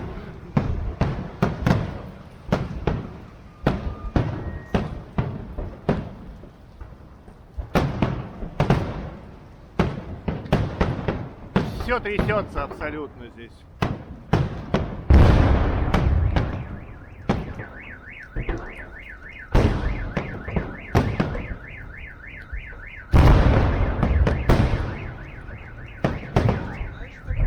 Следующий день сегодня, после вчерашней тряски тут, ну да, как оно может не трещать, если тут недалеко, довольно-таки недалеко, взрывается кое-что, то есть тут все ходуном ходит. Ну, такая судьба, значит, этих потолков и так далее. И здесь было так длительное время, десятки лет. Ладно, высохло то, что мы делали вчера. Здесь мы клеили сетку, и здесь мы клеили сетку. Но Саша вчера вот здесь вот над проемом еще подравнивала, видно, пятнышко не высохло. И здесь она что-то подравнивала, вот не высохло. И мы сюда не пойдем. Мы пойдем по кругу. Здесь у нас было, здесь отшлифовано, пройдено правилом, отшлифовано, обеспылено, загрунтовано. Здесь грунтовать мы не будем после вчерашнего дня, потому что пыли, а ну-ка я руку почищу как-то. Пыли здесь, естественно, никакой нет. Здесь прогрунтовано. Производитель, опять же, про шпаклевку. Давайте я на себя поверну чуть. Про шпаклевку Knauf Finish Rotband. Производитель рекомендует использовать перед ее нанесением грунт Тиффин-грунт. Чистый, без разбавления. Но экспериментально и те, кто пользовался этим грунтом, знают, что он все-таки дает пленку. Нам пленка не нужна, потому что пленка это дополнительная часть пирога. А учитывая, что у нас здесь 4-5 слоев шпаклевки, это будет 4-5 слоев пленки, которая не нужная. Разбавлять, чтобы укрепить что-то и обеспылить, нам не нужно. Да? Поэтому мы делаем так. Когда это чисто, когда здесь не было пыли, здесь у нас чистый пол, все запылесошено, абсолютно все подготовлено именно под то, чтобы ходить по кругу, мы не используем в таком случае грунт. Вот, вчера поработали, здесь сухо, я имею в виду, шпаклевка со вчерашнего дня высохла, поверхность сухая, мы ее перед нанесением будем немного увлажнять из распылителя и наносить. Мы везде так делаем, и нигде какого-то следов шелушения, какого-то отшелушивания, отслоения нигде не наблюдается. Потому что в первую очередь шпаклевка – гипс. Это гипс. Когда мы реставрируем детали гипсовые, лепнину, мы никогда их не грунтуем. Это не имеет никакого смысла. Увлажняем и наносим чистый гипс. Здесь шпаклевка. Если вы хотите следовать рекомендациям производителя, следуйте им. И я вам рекомендую следовать рекомендациям производителя. А ты рекомендуешь? И она рекомендует. Мы все вам рекомендуем следовать рекомендациям производителя. Но выполняем мы работу именно так. Поскольку смысла в этих миллиардных грунтованиях неразбавленным Тиффин-грунтом, это, по моему мнению, вред. Не польза, а вред. Ладно, это было мое мнение, оценочное суждение, личное. Угу. Насчет пленок. Я специально взял, вот здесь же прогрунтовано было, да? Специально взял, чтобы показать, что вот никаких следов, даже отблеска нигде нет. Я не вижу его. Как бы я не размещал фонарик, я не вижу нигде следов отблеска. Хотя нет, смотрите, а вот чуть-чуть, вот где гладь, вот здесь. Вот так увидит камера здесь что-то, потому что глаз мой типа намек на пленку, а это 4 или 5 к 1 с водой.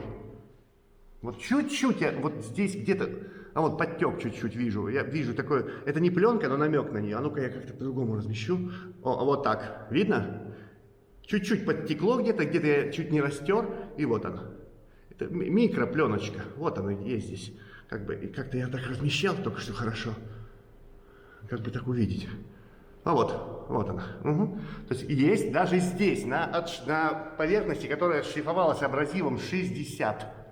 Вот прям следы абразива, круги. И то она есть, она ненужная там. Но мы не могли избежать этого грунтования. Значит, можно и 6 к 1 или 10 к 1 вообще. Ну, такое микро что-то, где-то подтек, это ни о чем. В массе у нас пленки нет. По моему мнению, так лучше, чем если бы там была бы жирная пленка в палец толщиной. То есть и еще слой такой пирога, торт Наполеон такой. Шпаклевка, грунт, шпаклевка, грунт. Ну и работать мы будем, не знаю, Саша принесла зачем-то маленькие эти 30-ки, 40-45 шпатель. Обычные вот эти, слава богу, они не согнулись у нас никак еще. Но мы ими мало работаем. Вот ими очень хорошо будет нам подравнивать. И еще у нас есть швейцарская эта гладилка, которая прям там, в 2 руки берешь, и она прям хорошо набирает и подравнивает, собственно.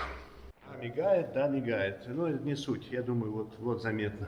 Здесь это не подтеки. Это там было как бы гладко.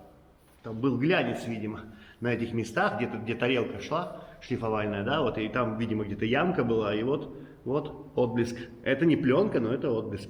Вот это вот Тиффин-грунт. 4,5 к 1 плюс-минус. Надо делать еще меньше. Надо 10 к 1 надо делать. Или еще как-то, не знаю. Ну, в общем, вот. А если бы это была чистая, то она была в палец толщиной просто. Это была бы такая краска. Краска-грунтовка. Вот так-то. Палец толщиной? Ну, если бы чистым тифингрунтом мы сделали. Ну, я утрирую, конечно, но там была бы видимая толстая жирная пленка. Мы чуть-чуть не успели, здесь, где мокро, мы не дошли. Там с утра было не высохший. Пускай оно и подсохнет еще. Вот сюда дошли, как раз и вечер, нам пора. Ну что, закрыли, укрыли сеточку, как-то кое-как перекрыли, подзакрыли. Было это все как-то вот так.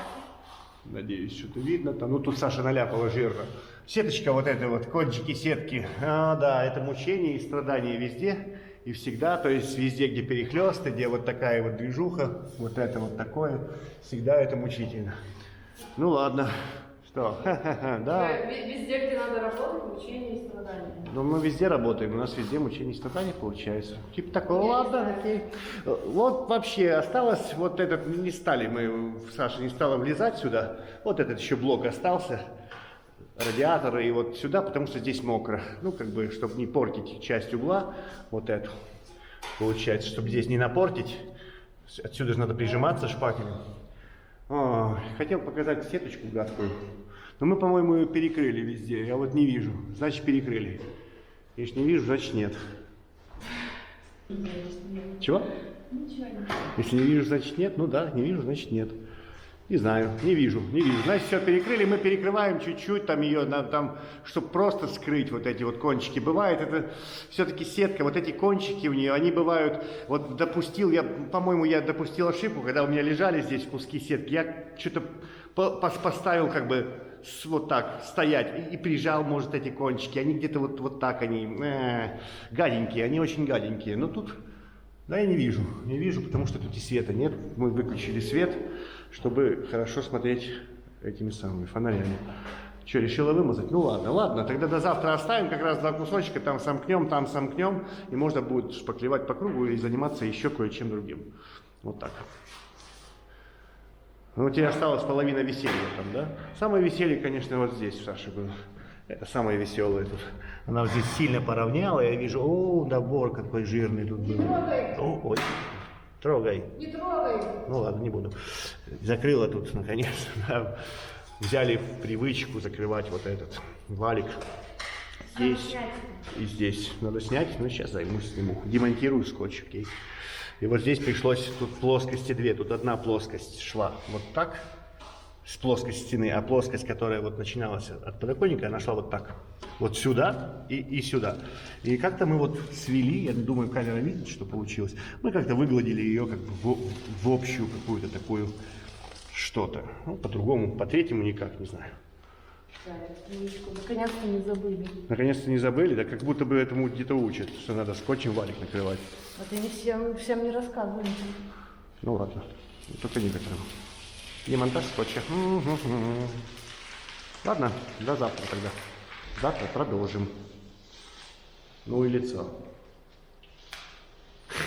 Его... Какое сегодня число? Какое число сегодня? Никто не знает, какое число. Короче, другой день, следующее число. Помню, что пятница, не помню, как... Ну... А где проем? А нет проема. Все встало в один цвет. Вот здесь мы, видно, там еще где провил было, там, где мы не шпаклевали вчера.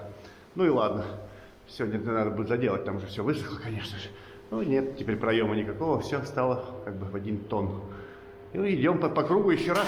Саша сейчас начнет с этого, там, запутался. Саша начнет еще вот этот участок, она вчера не успела. И вот это вот самое вкусное и оставим трубы.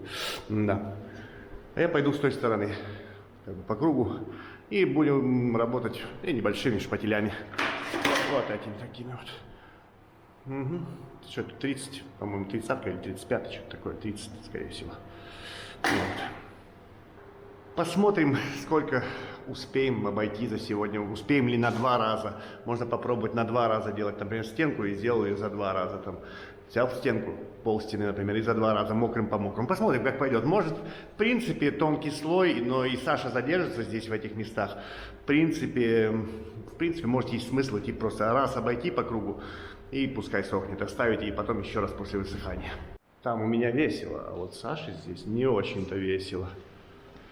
Очень даже не весело, я бы сказал бы. маленьким провильцем там. Конечно, легче и проще это было делать, когда здесь не было труб. Ну, так, приходится вот так ковыряться, мучиться. Ну, хорошо, хоть есть провильцы эти. Опять они нас радуют.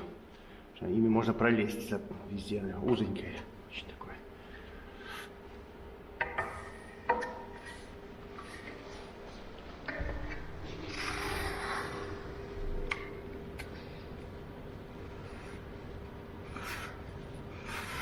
Тоже села.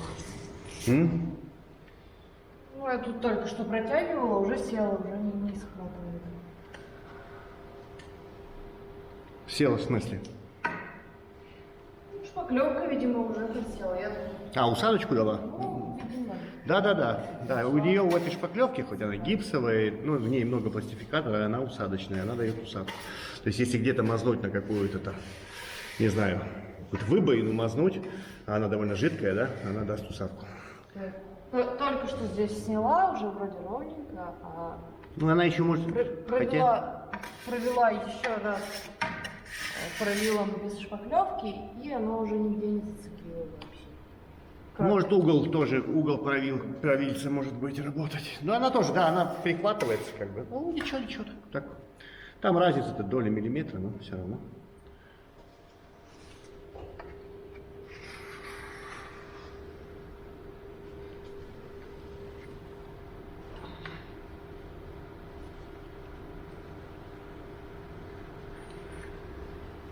Ну да, все мешает.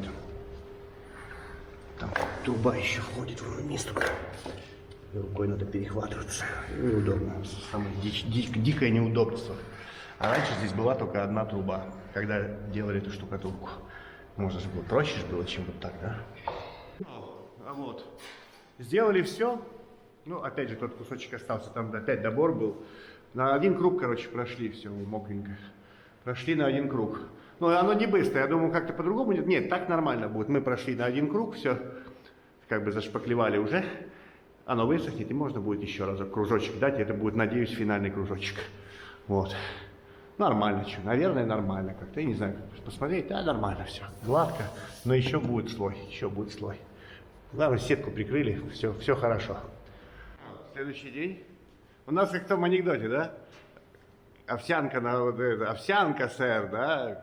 На обед, там, на завтрак, овсянка, сэр, на этот самый, на обед, овсянка, сэр, а на ужин котлеты из овсянки. Короче, шпаклевка, вчера шпаклевка, сегодня шпаклевка, потом еще шпаклевка, перед этим была шпаклевка, и потом еще будет шпаклевка.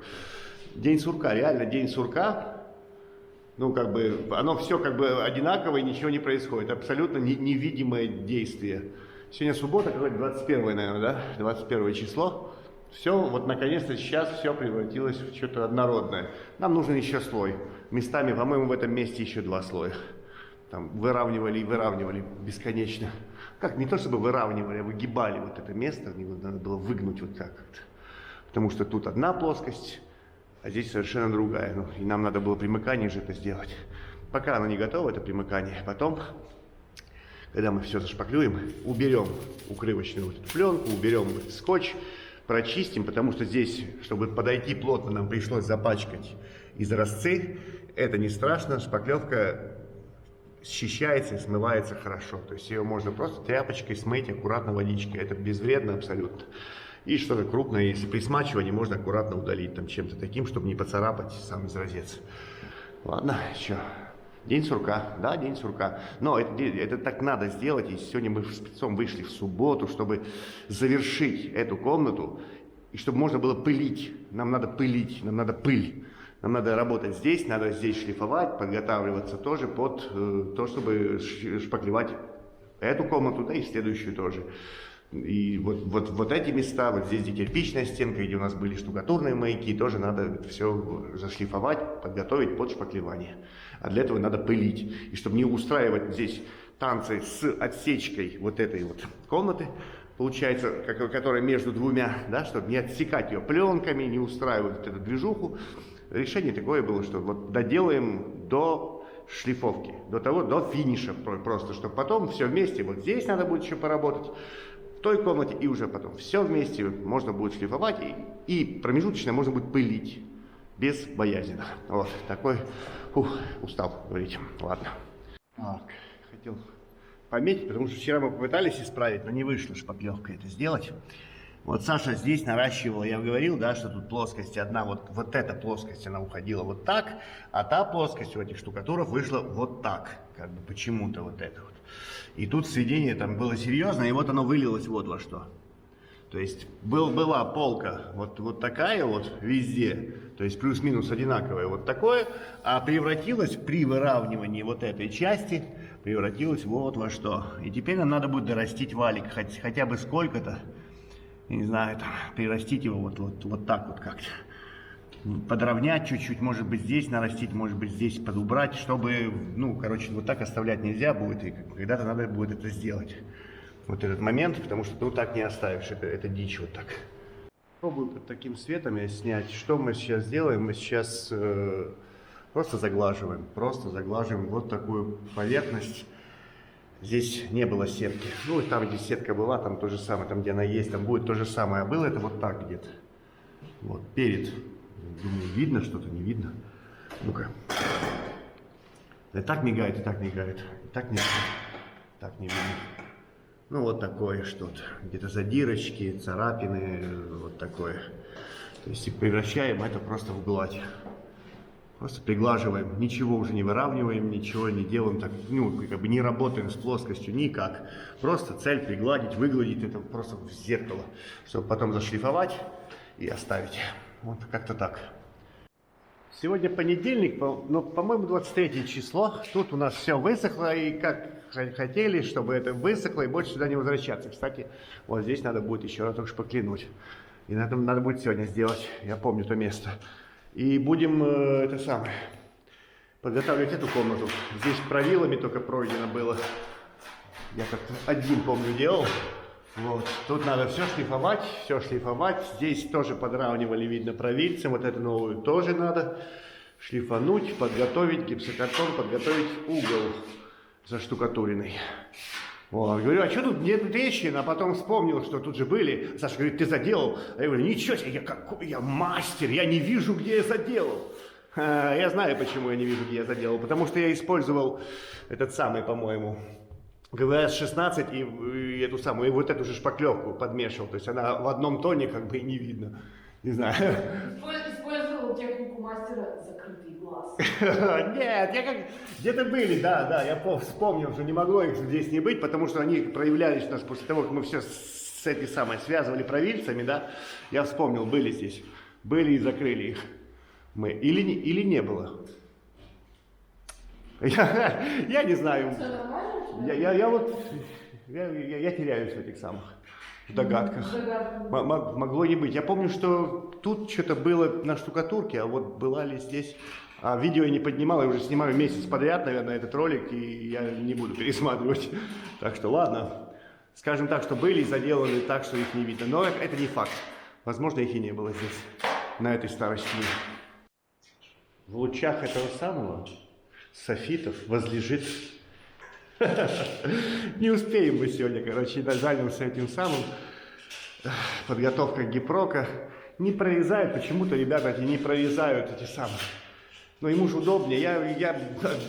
Гипрок это не наша стезя далеко. Да, я могу заделать, могу зашпаклевать, могу там проклеить ленту, но что-то ребята предпочитают, короче, не делать фаску. Хотя ему прям, когда он делает, работает, вот тут у него лист стоит, ему проще этим рубанком за одно движение, чем мне там что-то выдумывать ножом, вырезать. Ладно, там таких мест мало, ну и ладно. Подготавливаем дальше, не успеем, нужно срочно уйти сегодня. Я думаю, дошкурим сейчас еще полчасика, сколько-то, и оставим, завтра будем грунтовать уже, потому что надо все аккуратно обеспылить, и у нас вот такое вот здесь везде. Вот же, вот, чтобы вот этого не было, надо будет и обеспылить, и запылесосить, все вместе. Вот. Так, следующий день у нас 24, по-моему, сегодня, январь, да, вторник. В общем, чего их? Погрунтовали мы эту комнату, ну, кроме листов гипсокартона, потом отдельно их. Сначала надо сетку наклеить, вот под нее прогрунтовано чистым тифингрунтом, как оно того и надо делать, да.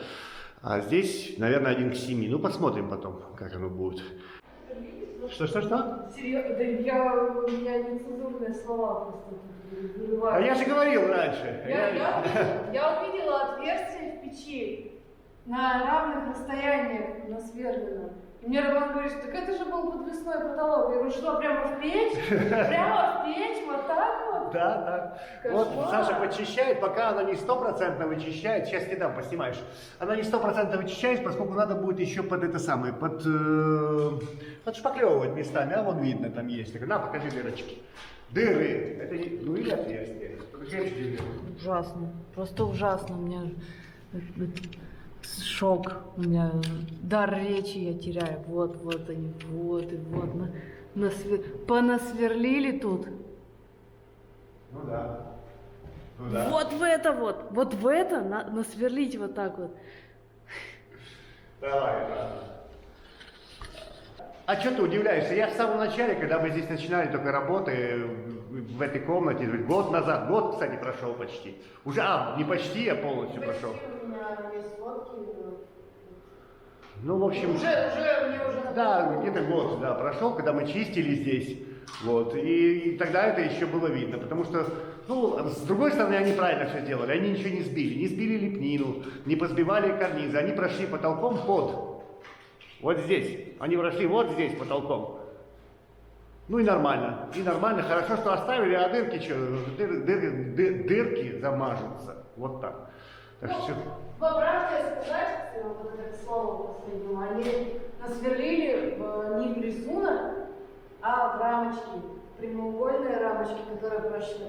Может быть. Да, кстати, да. Считаю, что это был человек, который немножко думал о том, что делает. Ну да, Может, что совпадение. Может, да, тоже. Но я не думаю, что это совпадение. А я и снизу вижу, что не портили особо рисунок. То есть кто-то позаботился. Задача была сюда, в эти самые, вогнать дюбеля, но не сильно испортили. Ну и классно, хорошо, что оставили. Могли бы выбросить же, могли все выкинуть, но не выкинули. Сейчас многие выбрасывают. Тогда, в 90-х, не выкинули. Так, прошло уже больше 3 часов, можно будет клеить ленты, я все поприготовил везде.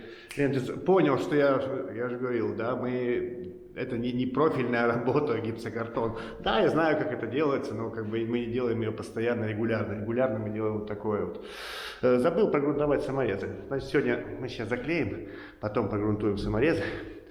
И можно будет завтра их заделать. А потом я еще раз, чтобы перегрунтовать весь вместе лист, ну и не жирно его нагрунтовывать. Ладно, я хотел показать один момент. Очень мне интересный этот момент, потому что первый раз померил. Я сейчас прошелся в качестве развлечения, разметил, посмотрел размеры сеток, которые надо будет. Нам надо будет сюда вклеивать сетку. И вот, собственно, как вот идет карниз. Так.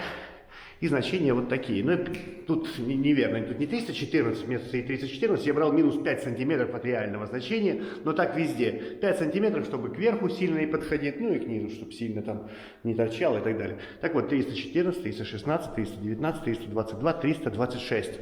314, 326, 12 сантиметров. У нас стяжка как бы в горизонте. 12 сантиметров разница. Казалось бы, да, это вот фактически... Почти как угол вот откос оконного. Вот там где-то сантиметров 13-14, а чуть-чуть выше, значит. Вот так был бы горизонт.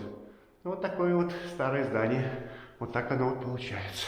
Ну это как бы, ну, мощно, очень мощно. 12 сантиметров на, тут 4 метра, по-моему, с копейками. 4 с копейками, 4,5, по-моему. Вот так.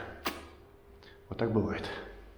Грунтовали, Саша говорит, что ты это самое, там собственник приходил и говорит, ты там что-то потерялся, говорит, собственник пришел, ты начал с ним общаться, а я говорю, я сейчас понял, не, это я сам затупил, что не проделал эти саморезы, ладно, бог с ним.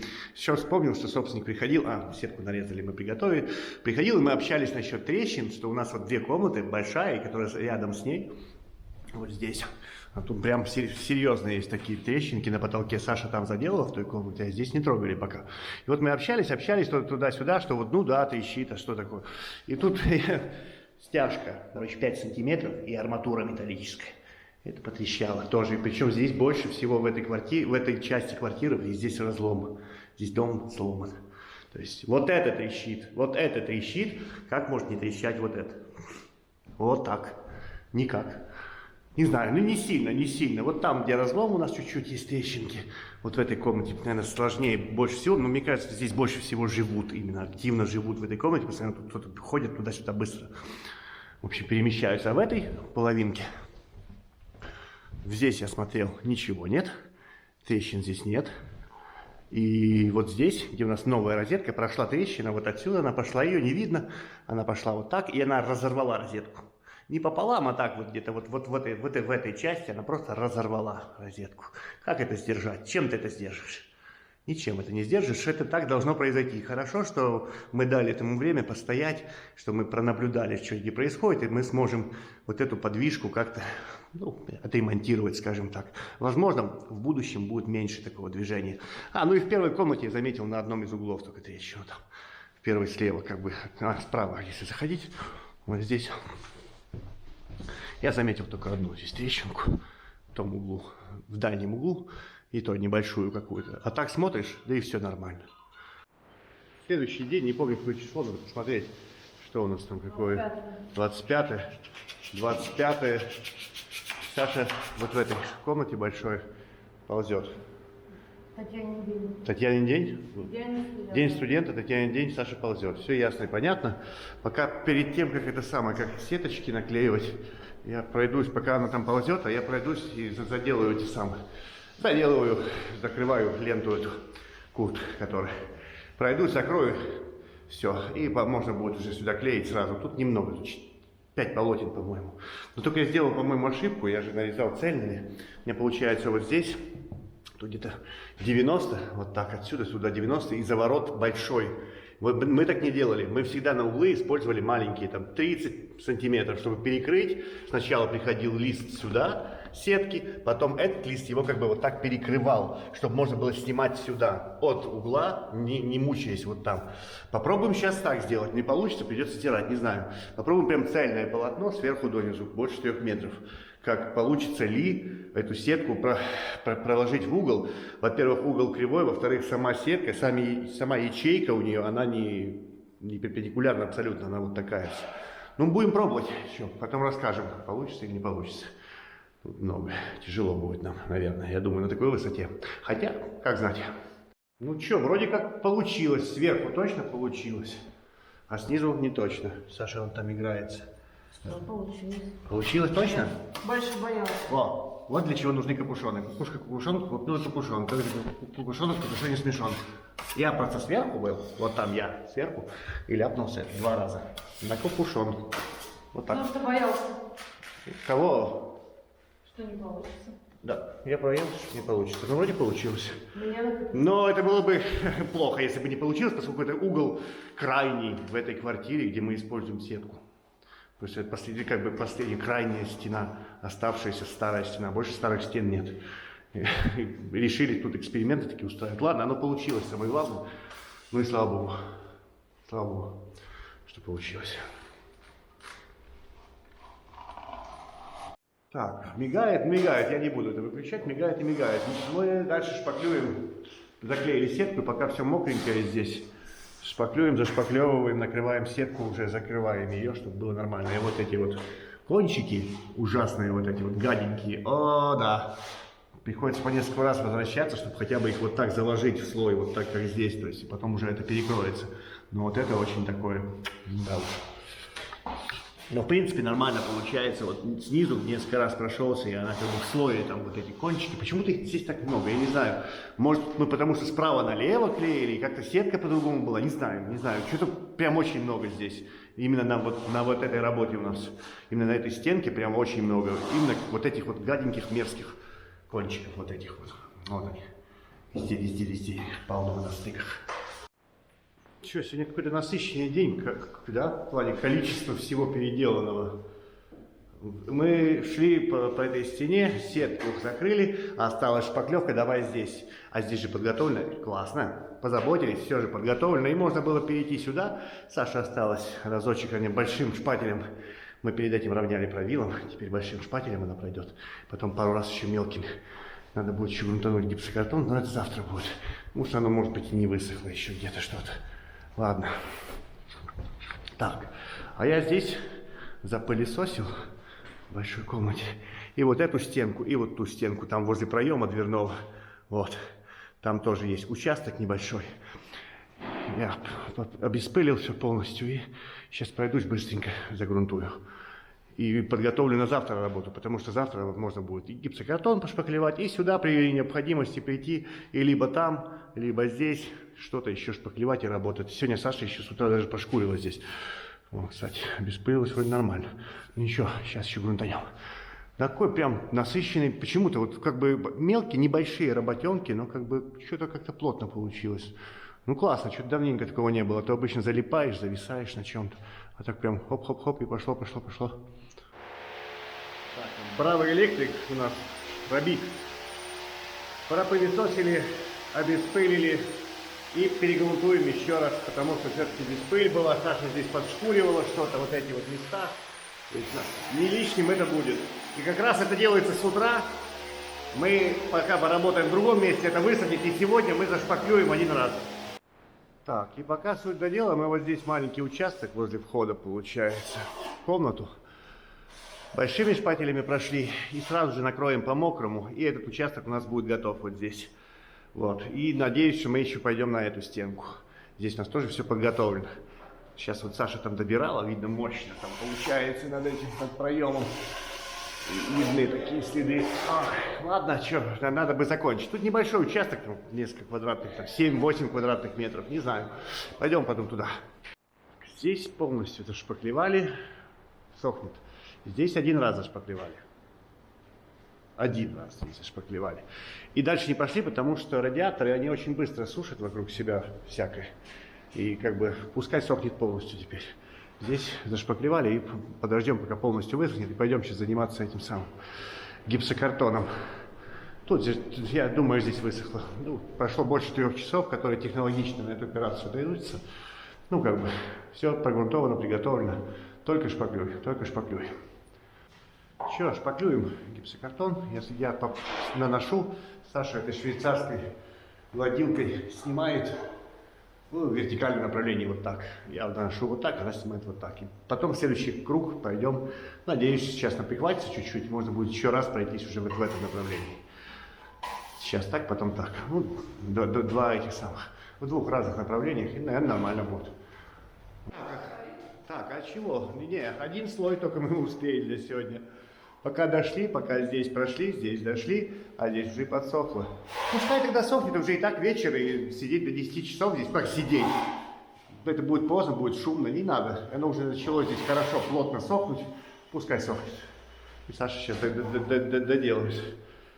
Квадратный метр остался, может чуть больше. И вот. Ну и раз прошли вот так, и потом еще так надо будет. Уже после высыхания. Так, сегодня пятница, 27 января. И у нас чуть-чуть не высохло. Вон видно. То, что мы вчера делали, все, гипсокартон фактически скрыли. Ну, скоро заиграет моя эта любимица. Вот это скоро заиграет, когда все это еще раз пошпаклюется, пошкурится, будет классно. Тогда вот эта вот кривизна, можно будет вообще воочию увидеть, но здесь уже видно. Хорошо, отлично. Ладно, ну, оставим до понедельника тогда, пускай сохнет чего. Принудительно сушить я не хочу, но пускай сохнет себя потихонечку, за 2 дня это высохнет. У нас есть что поделать. У нас вот стенка, шпаклю не хочу, и еще там еще есть стенка. То есть шпаклевать есть чего. Шпаклевка, и потом еще раз шпаклевка. Вот, а это пускай отдыхает. Чтобы потом одновременно вот этот блок здесь, где был гипсокартон, где он есть, собственно, чтобы еще раз зашпаклевать, пускай сохнет. Угу, ну вот. И вот и стеночку пошпаклевали одну. Посмотрим, будет что-то видно так. Не будет сильно мигать. Ну вот так получилось. Осталось пошкурить. И будет нормально. Будет лучше, чем было. Скорее всего. Надеюсь на это. То есть, ну, 3 раза прошпаклевали ее, получается. Даже не 3, а 3,5. Поскольку мы вот этот раз шли маленькими шпателями, ну маленькими, 25-ми. Мы шли как бы раз за разом. То есть чуть прихватилось, сразу вернулся и замазал. Чуть-чуть прихватилось, сразу же вернулся и еще раз. Пригладил, как бы, загладил. Ну, не знаю, посмотрим. Потом, после высыхания и после ошкуривания уже, что получится. Так, зашпаклевали мы и эту стенку. Смотрю, а угол так и не высох. Здесь это самая штукатурная часть, вот здесь гипсокартон только.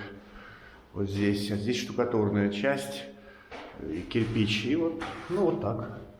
Ну, не знаю, нормально. Мушки какие-то, по-моему, черненькие мушки. Тут они любят, да. Бывают такие. Ну, да подождет до понедельника тогда, что делать? Ну, ладно. Специально, я говорю, я не хотел его сушить специально. И нам и так хватит, уже ближе к вечеру, близится все. Также пройдем сейчас 2 раза. Это самое. Сразу раз за разом просто. Попробуем здесь так сделать. Но она высасывает воду, конечно, очень быстро. Но вот так гладко получается, классно. Собственно, вот видна разница слоев, если убрать. Так не видна, да? А так, наверное, видна. Не знаю, как сделать. Короче, да, но Саша взяла прям этот самый 45-й, говорит, я тут прям мастерица, мастерка.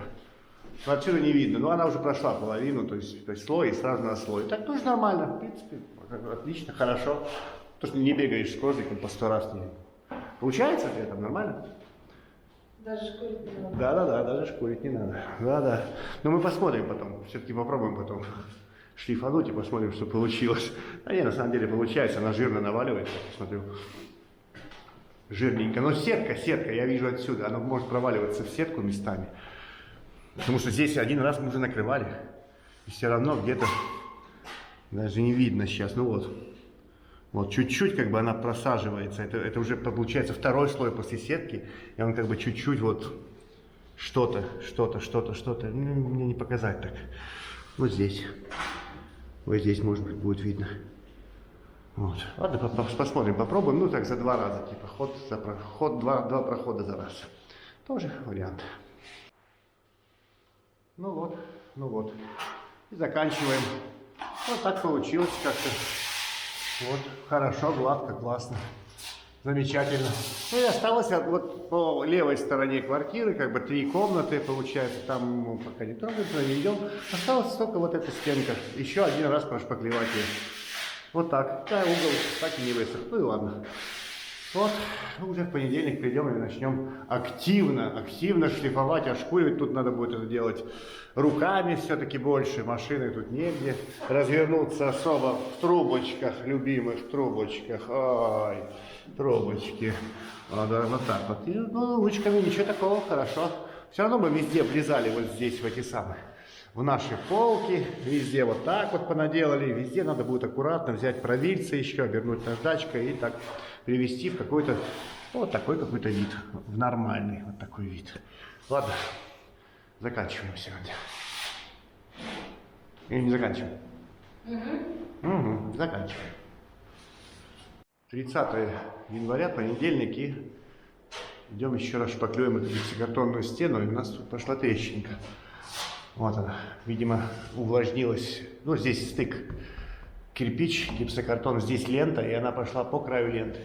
То есть она обошла ленту, лента не отошла, ничего не шуршит, все нормально. Просто она должна была быть под лентой, она вышла вот здесь сбоку. Пока мы не будем ничего с ней делать, разошьем ее слегонца и так и зашпаклюем, оставим, дадим постоять, посмотрим. Если что, мы всегда можем где-то переделать место, дадим просто постоять. Может, это была разовая подвижка. Просто еще раз чем-то укрывать, еще утолщение какое-то делать. Если оно тут двигается, это самое такое ослабленное место. Дверной проем, гипсокартон, кирпич. Ну вот такое, то есть ослабленное место довольно-таки. Посмотрим, ладно. Идем сейчас в таком направлении, пройдем, прошпаклюем. Думал я, что за 2 раза, ну как бы у нас же был слой вот этот сухой у нас. Я подумал он, да? Подумал он. В общем, чего? Не получилось. Раз за раз, то есть за 2 раза не получилось, придется пригладить чуть-чуть. И мы идем в мокром слое, это была первая как бы заводка у нас, ну как бы шпаклевки. Мы как раз закончили, и вот оно еще такое, чуть-чуть вот такое прям. Во. То, что надо. Как раз вот жиденько. Еще можно следующий слой, ну мы там начинали, он чуть-чуть прихватился. Как раз еще по кругу, как бы получится в мокром слое 2 раза пригладить. Ну, как бы одну стенку, и будет готово. Скорее всего, так будет хорошо. Вот. Потому что почему? Потому что, ну вот почему. Вот такое что-то. Не знаю, все мигает. Вон задирки какие-то. Вот такое задирки какие-то остаются. Мигает. Ну ладно. Ну вот такое. Вот такое. Пузырьки где-то. Пузырьки это самая ямка там была чуть-чуть. Такое. То есть надо все это перекрыть. чтобы было гладко-гладко, чтобы было вот так. Вот везде чтобы стало вот так. Ну что, так мы и зашпаклевали, получается, мы закончили шпаклевание по левой части квартиры полностью. У нас из левой части, ну, здесь мы еще не трогали этого товарища, этот маленький коридорец, и из всей левой части у нас остались только примыкания. Вот Саша как раз делает. Вот, здесь мы не шкурили, ничего, она просто увлажняет. И вот делает такие, чтобы прямое было четкое примыкание сюда в печку, а потом вот это вот почистится. Она хорошо смывается, в принципе, нормально. Это самая гипсовая шпаклевка. Легко будет очистить. Ну и осталось вот, да, осталось только примыкание сделать. Примкнуть к печке, потом дочистить ее, и вот. Надо будет еще пошкурить. Все вообще. Стенка, стенка, стенка там. Все эти вот стены, тут, там, везде. Этим я завтра буду заниматься. Мы сейчас, наверное, ну, еще часик остался, но в этом, конечно, плюс. А ну-ка. Я бы помог, сама потащила. В этом, конечно, плюс того, что у нас ненормированный рабочий день, что можно на часик раньше уйти, в принципе, надо начинать шкурить, но я этого делать не хочу. Сейчас на час влезать в эту движуху, плюс там надо машину еще собирать, все это дело. Бывает наоборот, бывает такое, что особенно когда штукатурка, когда вот есть запланированный объем, бывает 10-11 часов можно провести спокойно, потому что, ну, не отойти, прям не отойти. А как-то спланировать по-другому, это же не ровные там захватки на маяках делать, да, какие-то там взял потолок, надо его закончить. Вот, и поэтому бывает наоборот, бывает можно раньше уйти на часик, а бывает на 3 часа позже надо уйти. Вот как-то вот так. Так что да, закончим сейчас этот замазывательно шпаклевочный период, и эта часть квартиры получается зашпаклевана. На самом деле однообразие однообразное. Котлеты из овсянки, овсянка на утро, овсянка на обед и котлеты из овсянки. Вот шпаклевка, шпаклевка, шпаклевка, шкурить, шпаклевка, шкурить, шпаклевка, шпаклевать, шпаклевка, шпаклевка, шпаклевка. Самое часто звучащее слово здесь сейчас.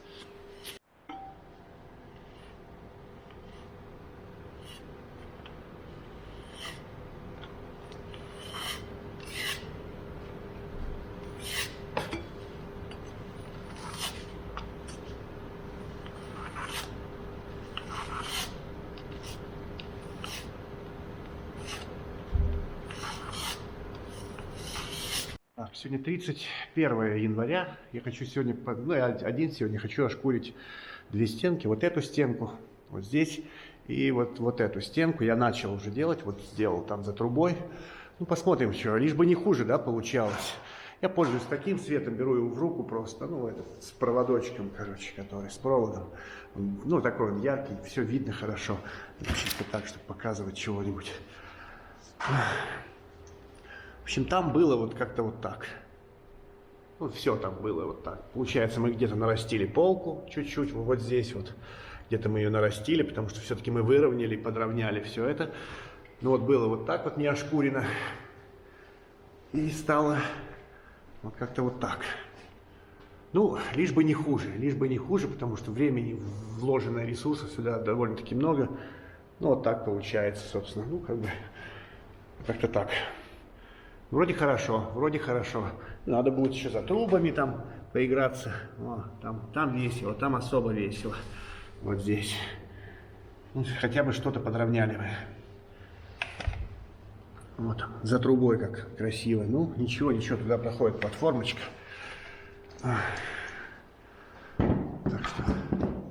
Так что вот, буду я продвигаться по стенкам. И я начал работать чисто руками, вручную. 120, 240 платформа. Сначала 120 сбить крупно, потом 240. Но это здесь. Нет, я возьму машинку все-таки. Машинка, это будет быстрее и эффективнее. Особенно по плоскости. Здесь нет труб. То есть хотя бы то, где могу достать. И плюс там плоскость, все. Я буду делать машиной, так будет быстрее. И потом просто просмотрю руками. Пройдусь, просмотрю еще со светом. Вот, таков план. Думаю, за сегодня я смогу это сделать. Если что-то останется, ну уже на завтра останется. Там дальше продвигаться. Самое сложное, конечно, это вот стены, где окна, где вот эти вот полочки всякие, где валики, где надо аккуратно, как пристально, очень внимательно и с хорошим светом ставить и аккуратно шкурить. Итак, следующий день.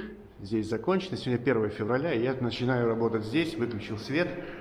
Поставил боковой, сюда я буду шлифмашиной. Хочу, я по-разному пробовал и со столика, а сейчас я попробую с этим самым, с этой средней часть, которая отстегивается. То есть сначала пройду по верхам, обойду все верха полностью по всей комнате, а потом уберу этот удлинитель и более с короткой уже обойду весь низ. Буду заниматься сегодня, собственно, этой комнатой. Самый геморрой, конечно, шкурить вот это вот за трубами, вот там вот в этих местах, самый гемор, самая гадкая штука. Ну, сначала я обойду машины, уже все хорошо, и потом уже руками продолжу. Ну, показывать нечего, что я уже показывал, что там показывать, какое оно было, как оно стало. Машины это сделать легко по плоскостям, а вот то, что касается руками, и именно вот за трубами под радиатором ползать, там это очень-очень неудобно. Даже вот валики, казалось бы, что они там чуть-чуть немного запачканы, это все равно вышкуривается, все выравнивается, и это просто, вот не просто, это вот здесь. Вот здесь, вот это не просто, как бы подгладить этот угол, убрать вот эту вот грязьку, вот это вот загрязнение такой сопельки. Вот это не очень-то просто. Ну ладно, все равно надо делать, и надо как что-то сделать с этим, чтобы это было готово как-то, комнатка вот эта. Не факт, что я сегодня успею сделать, но буду стараться, сколько смогу до вечера, столько и сделаю. Так, сделал. Ну это была легкая часть работы, на самом деле, довольно-таки легкая, машинкой делать, да. Ну посмотрим, что. Вот так. Не знаю, пыль где-то местами. Я хочу еще пройтись, потому что даже с этим фонарем пройдусь, еще, может, что-то увижу. Но обязательно надо вокруг этих самых проводов там, вокруг коробки. Я не хотел туда подходить, потому что в ней гвозди, а я не хотел их вытаскивать. Сотни штук, вот гвозди где-то здесь. Я аккуратно старался вот здесь по краю идти, здесь самый диском, чтобы туда не долезть. И поэтому тут надо чуть-чуть еще что-то поделать. А так в целом вот. Но это здесь сетка, надо понимать, что здесь не это самое, здесь не ровно, здесь гладко, но здесь в плоскости кое-что встречается, то, чтобы не подровняли где-то еще что-то. Вот общий такой бугор идет вот здесь. И он и на карнизе прослеживается, он везде, то есть видно даже вот перелом на карнизе, не перелом, а такой загибулька такая, вот так вот. И вот здесь также, это здесь, где мы выравнивали по новой штукатурке, вот так получается, вот такое. Ну и надо будет вручную сейчас вот это вот все дело. Вот такое вот эту вот дичь все надо будет вышкуривать. По-любому же мы залезли же на валик, и мы его один раз шкурили, да, и даже не один раз, даже уже 3-й или 4-й раз будет. Но все равно приходилось вот так подравнивать. Вот здесь, туда, в ту сторону, на ту как бы сторону стенки. И здесь вот так Саша выровняла, вот так оно выровнялось. И то мы еще утопили здесь плоскость, получается. Ну-ка, как подсветить, вот так. И вот здесь вот такая полка. То есть валик надо выравнивать. Она попробовала, не получилось. Так, что-то со светом эти. А ну-ка я вырублю его. То есть она попробовала, у нее не получилось этой самой шпаклевкой, забросила это дело. Надо будет все это дело подсрубить, наверное, здесь с этой стороны чуть-чуть, потому что он как бы видно, что он уходит туда. Но он такой был исторический. Можно было все это свести, когда здесь не было радиаторов и так далее. А теперь нам пришлось мучиться, поскольку здесь эта плоскость, она уходила внутрь, а вот нижняя почему-то у них вот так была. И поэтому у нас вот такое получилось. Придется переделать валик. Ну ладно, что. Не первый раз тут все переделывается, и это не последний раз, конечно. Следующий день, я тут вчера встрял плотно, но я как бы не до самого вечера был, я угол сделал один и сейчас шкурю второй, потому что я забыл, тут же низ нигде не шкуренный, вот этот весь низ под порезкой, как бы он нигде не прошкуренный. И мы когда шпаклевали, мы его там так нашпаклевали, прям, мягко говоря, уделали, очень мягко говоря. То есть приходится там прям очень так. Ладно, что, ну как идет, так и идет. И чистим примыкание. Вот тут самое удобное, веселое. Вот тут вот в этих штучках чистить. Саша чистит примыкание. Все нормально. Нормально чистит примыкание. Чем ты там чистишь? Ковырячкой. Ковырячкой чистит примыкание, очищает, и оно все, в принципе, вытирается. Вот это вот. Вот она вытирается сама по себе. Сейчас тут параллельно же реставрируют, замазывают тут всяко раз. Так, ну ладно. И вот так чистенько плюс-минус получается. Можно потом еще тряпочкой промыть, чтобы вообще вот так чисто-чисто было. Ну и получается, что примыкание такое ровненькое. Ровнёхонькое. Ну, у меня воруют кисточки тут. Вот так, да. Вот хорошо. Вроде. И Саша еще подшкуривает здесь, потому что я когда делал этой самой шлифмашиной, я сюда не лез, конечно же, в эту самую. печку. И там есть места, может где-то здесь видно будет, а вот здесь видно. Надо вручную это сделать. Чтоб, ну, как бы я боялся повредить. Вот. Поэтому вот так, потихоньку, потихоньку, потихоньку очищается это все.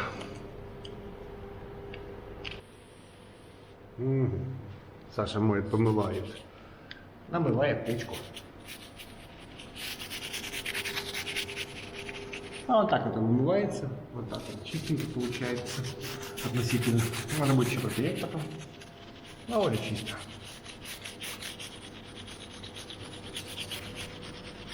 Ну так вот. Что-то потом делала еще. На эту самую. Тряпочку еще. Тряпочкой. А из углубления еще этой самой, да? На кисточку, на хвостик кисточки. Как называется хвостик кисточки? Хвостовик? Жало? Кисточкина попка. Ну, нет. Рукоятка называется. И вот так она что-то не снять никак. Короче, вот так вот. Так, по чуть-чуть оттуда всякое вынимается, вычищается. Ну, нормально. Хорошо получается, чистенько. Она же была чистая. Намывали, мыли, намывали. Мы подошли, запачкали, но опять обратно раз намыли. Вот. Но на самом деле, да, не быстро это все дело, но как есть. Зато сделали.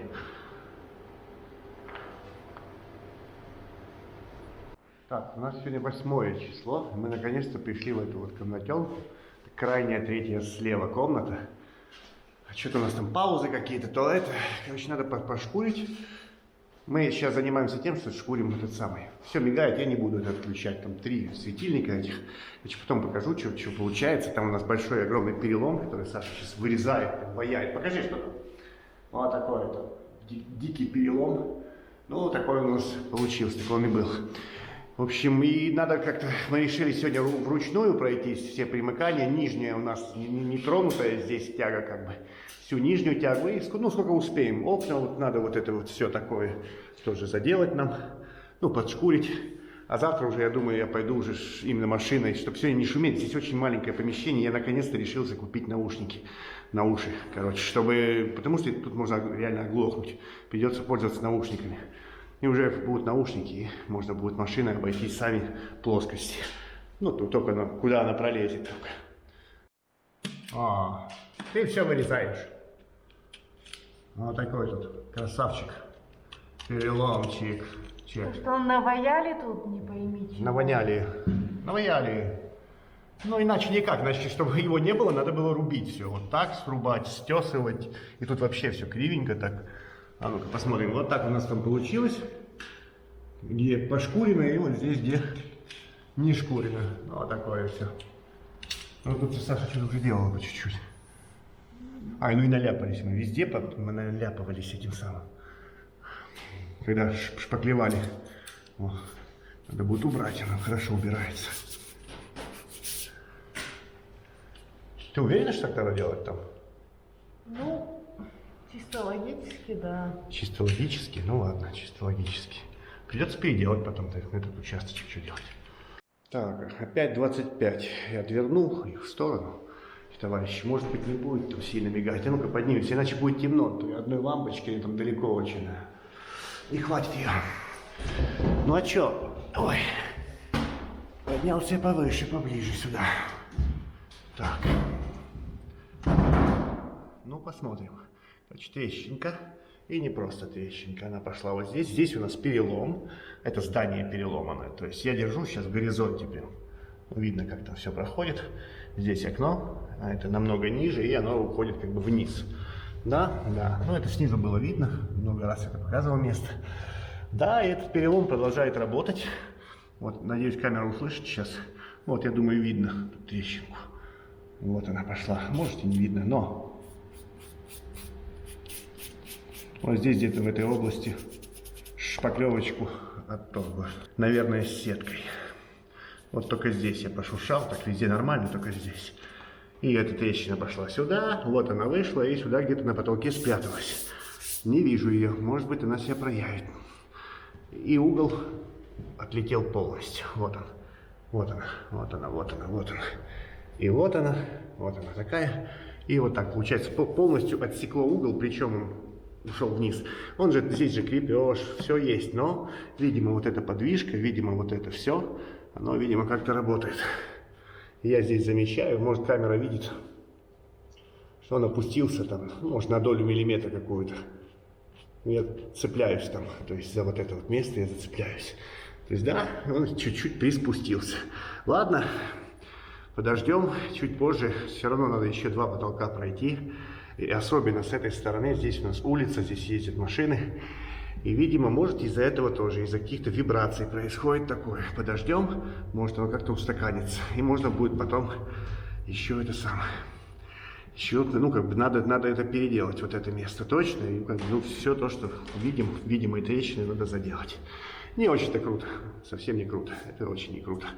Ну что, уже полгода где-то прошло, наверное, с той поры, как мы сделали. Что-то же должно было происходить с ним, особенно здесь. Здесь гипсокартон, тут вроде ничего не потрещало. Тяга сама и потолок вроде нормальный, но я еще туда не дошел, в тот угол. Ладно, неприятно, очень неприятно это все, но надо будет переделать все равно, понятное дело.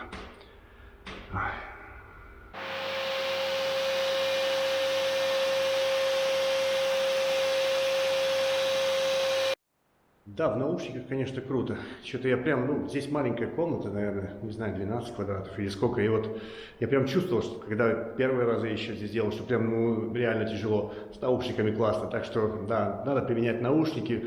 Поскольку, ну, никакого давления на уши нет. И у многих строителей есть такая проблема. Глухота. То есть, когда ты работаешь в производственном шуме.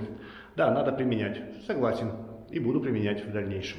Ладно, это понятно. Сейчас что покажу. А вот что покажу. А вот эта трещина. То есть мы проспоклевали раз, она была, мы ее расшили, не тронули, ничего не сделали, оставили ее, там бунтанули, по-моему, и это самое. Перешпаклевали еще раз эту трещину, и опять то же самое, она опять здесь. Да, и опять вот в таком виде. Угу. То есть реально здесь гипсокартон, здесь кирпич, и ее как бы крутит, скорее всего, и вертит вот эту часть, что-то. Ну, это ослабленное место, естественно, здесь дверной проем, здесь, наверное, метр, может, метр с копейками, метр 15, может быть, до карниза. И вот такое происходит с ней. Не знаю, не знаю. Я сейчас прошлифую все это, конечно же. Но надо что-то будет сделать. Можно будет подумать, я не спешу, можем вместе подумать. Вот со зрителями может возникнуть какое-то такое что-то. Это байт на комментарии, да?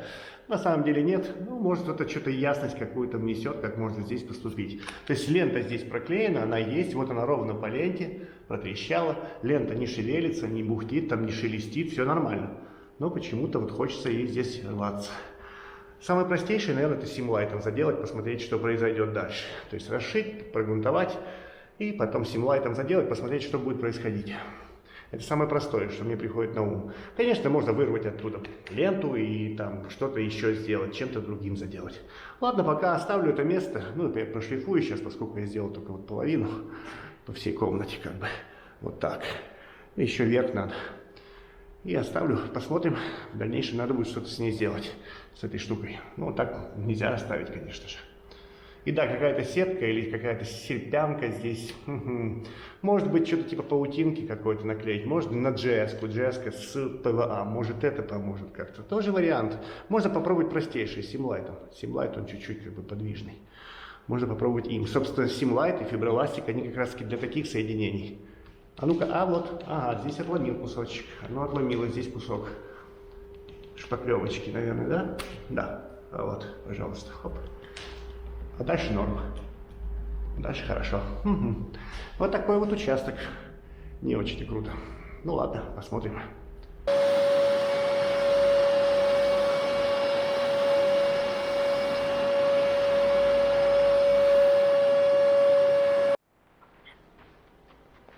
О, как заинтересовало. Непривычные объемы. Да уж. Ладно. Скажу, зачем и что. Я прошел и все 3 комнаты, начиная оттуда, все 3 комнаты, которые были у нас в работе, все стены я запылесосил. С одной такой целью – дефектовка. Естественно, что на таких объемах где-то произошло, а в массе что, царапинка, где-то остаются царапины. У нас уже сейчас вроде как известно, что одна из комнат будет краситься, некоторые под обои, некоторые стены будут под покраску. И если бы мы красили стены, то мы бы дефектовали в процессе. То есть нанесли слой краски, краска проявила какие-то бороздочки, какие-то там неровности, выбоинки, да, царапинки. И можно было бы симлайтиком сразу же по красочке, красочка подсохла, симлайтом продефектовать. И уже следующим слоем все это дело перекрыть. Если бы мы это делали, но, скорее всего, не мы будем здесь заниматься финишными покрытиями. И поэтому мы как бы должны дефектовать в конце. Вот мы сделали работу, пошпаклевали все, и мы, собственно, на этом этапе должны совершить дефектовку. Или не должны? Должны. Должен, но не обязан? Ну, может быть, но я думаю, что надо нам так сделать. И для этих целей мы подумали, что может давай все-таки все погрунтуем. А, кстати, а ну-ка я покажу. Дай-ка я покажу. А где фонарь? Где-то я видел. Ну вот. Может, камера ее видит. Это царапинка. Маленькая царапинка. Вот она такая. Где-то еще. Близко, 25 сантиметров. Ну, пускай 25 сантиметров. Вот здесь. Так она не в фокусе. Вот здесь царапина. Да? Видно царапинку, надеюсь. Вот маленькие где-то царапинки оставались. И их немного, их, ну, как бы, не знаю, не по пальцам руки, но их, может, несколько десятков на всех стенах. И мы даже достали вот этого товарища, которого мы не доставали, наверное, больше года уже, 1,5 года он лежал, иссохся весь, бедолага. И я приготовил целое ведро грунтовки, думаю, ну, сейчас пойдем, да? А потом думаю, так, чувак, куда, зачем? Это уже перебор. Вот ради нескольких царапин вылить там грунт, а здесь я сделал где-то 1 к 10, чтобы там не получить пленок, ничего, сейчас потратить кучу времени. И все равно я планировал где-то в процессе, когда мы будем проходить дефектовать, еще может быть что-то подшкурить. И это становится бессмысленным. Мы будем просто идти с фонарем, увидел где-то царапку, смочил, промыл ее водичкой и сразу же этой же шпаклевкой Rotband Finish сразу же наздир, максимально наздир, и ее закрывать, эту же царапку. Их немного, и я думаю, что этого будет достаточно, потому что еще раз грунтовать, еще, и это перебор. Этого уже будет достаточно. И если потом кто будет выполнять эти работы, если ему надо будет еще что-то там сделать, ну это уже он будет делать. Наше дело закрыть какие-то царапины, скорее всего, только царапины, которые остались в шпаклевке, на шпаклевке просто. И надеюсь, на этом этапе мы закончим наши вот эти вот 3 комнатки. Здесь проем был, там еще 3-я комната. Смотри, тащит, казинак тащит, я отсюда вижу. Смотри. Последний казинак? Ну, крайний казинак. Крайний казинак. Что? Что сказал? Видно эту штуку? Ну, наверное, да. Ну, все мигает, ну, как-то так, вот она. Раз, и все. И все хорошо, и она уже нам не видна. И вот то, о чем говорил, вот у нас на валике есть вот такая коцка. Вот какая-то, что-то из них закрасится. Вот это закрасится точно. Вот это не закрасится, скорее всего. Но мы ее сейчас не поправляем, поскольку мы будем красить. Саша говорит, закрасится. Но если она не закрасится, а краска у нас способна, у нас Phoenix Matte, она способна шпаклевать вообще, чем она классная. Если это не закрасится, то это можно будет симлайтом мазнуть между слоями краски. Поэтому мы это сейчас не трогаем. Где-то есть, что-то есть на валиках, либо здесь в откосах. А вот на стенках надо делать. Все хорошо, да, в этой комнате все хорошо. Ну как все хорошо? Мы здесь еще поделали, я под подоконниками оставлял себе вот здесь такие прям жирные штуки, чтобы видеть, где я что не доделал. Надо будет подшкурить, но это будет в понедельник. Поскольку, да, одна комната осталась, но уже вечер, и мы пойдем. Плюс у меня еще на понедельник какие-то дела есть, организационные тематики всякие. В общем, вот, и осталась вот такая комната, вот это вот на понедельник. Сделать то же самое дефектовочку. Я вот помню вот здесь точно, вот царапина дикая. Вот тут, вот здесь, и там еще, вот еще царапины. Я точно видел их, этих ребят. Надо будет пройтись, пробежаться. Все просмотреть аккуратно, чтобы уже закрыть этот вопрос для себя. И здесь, наверное, я закончу ролик, потому что уже чтобы не растягивать. И тут все понятно, уже все понятно, кроме трещин. Вот это вот, где гипрок у нас. И кирпич.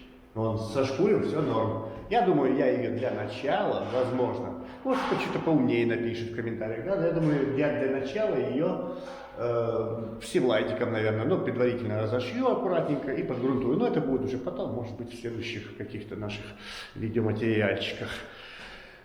Будем помаленьку заканчивать этот видеоролик. Всего вам доброго. До свидания. Пока-пока.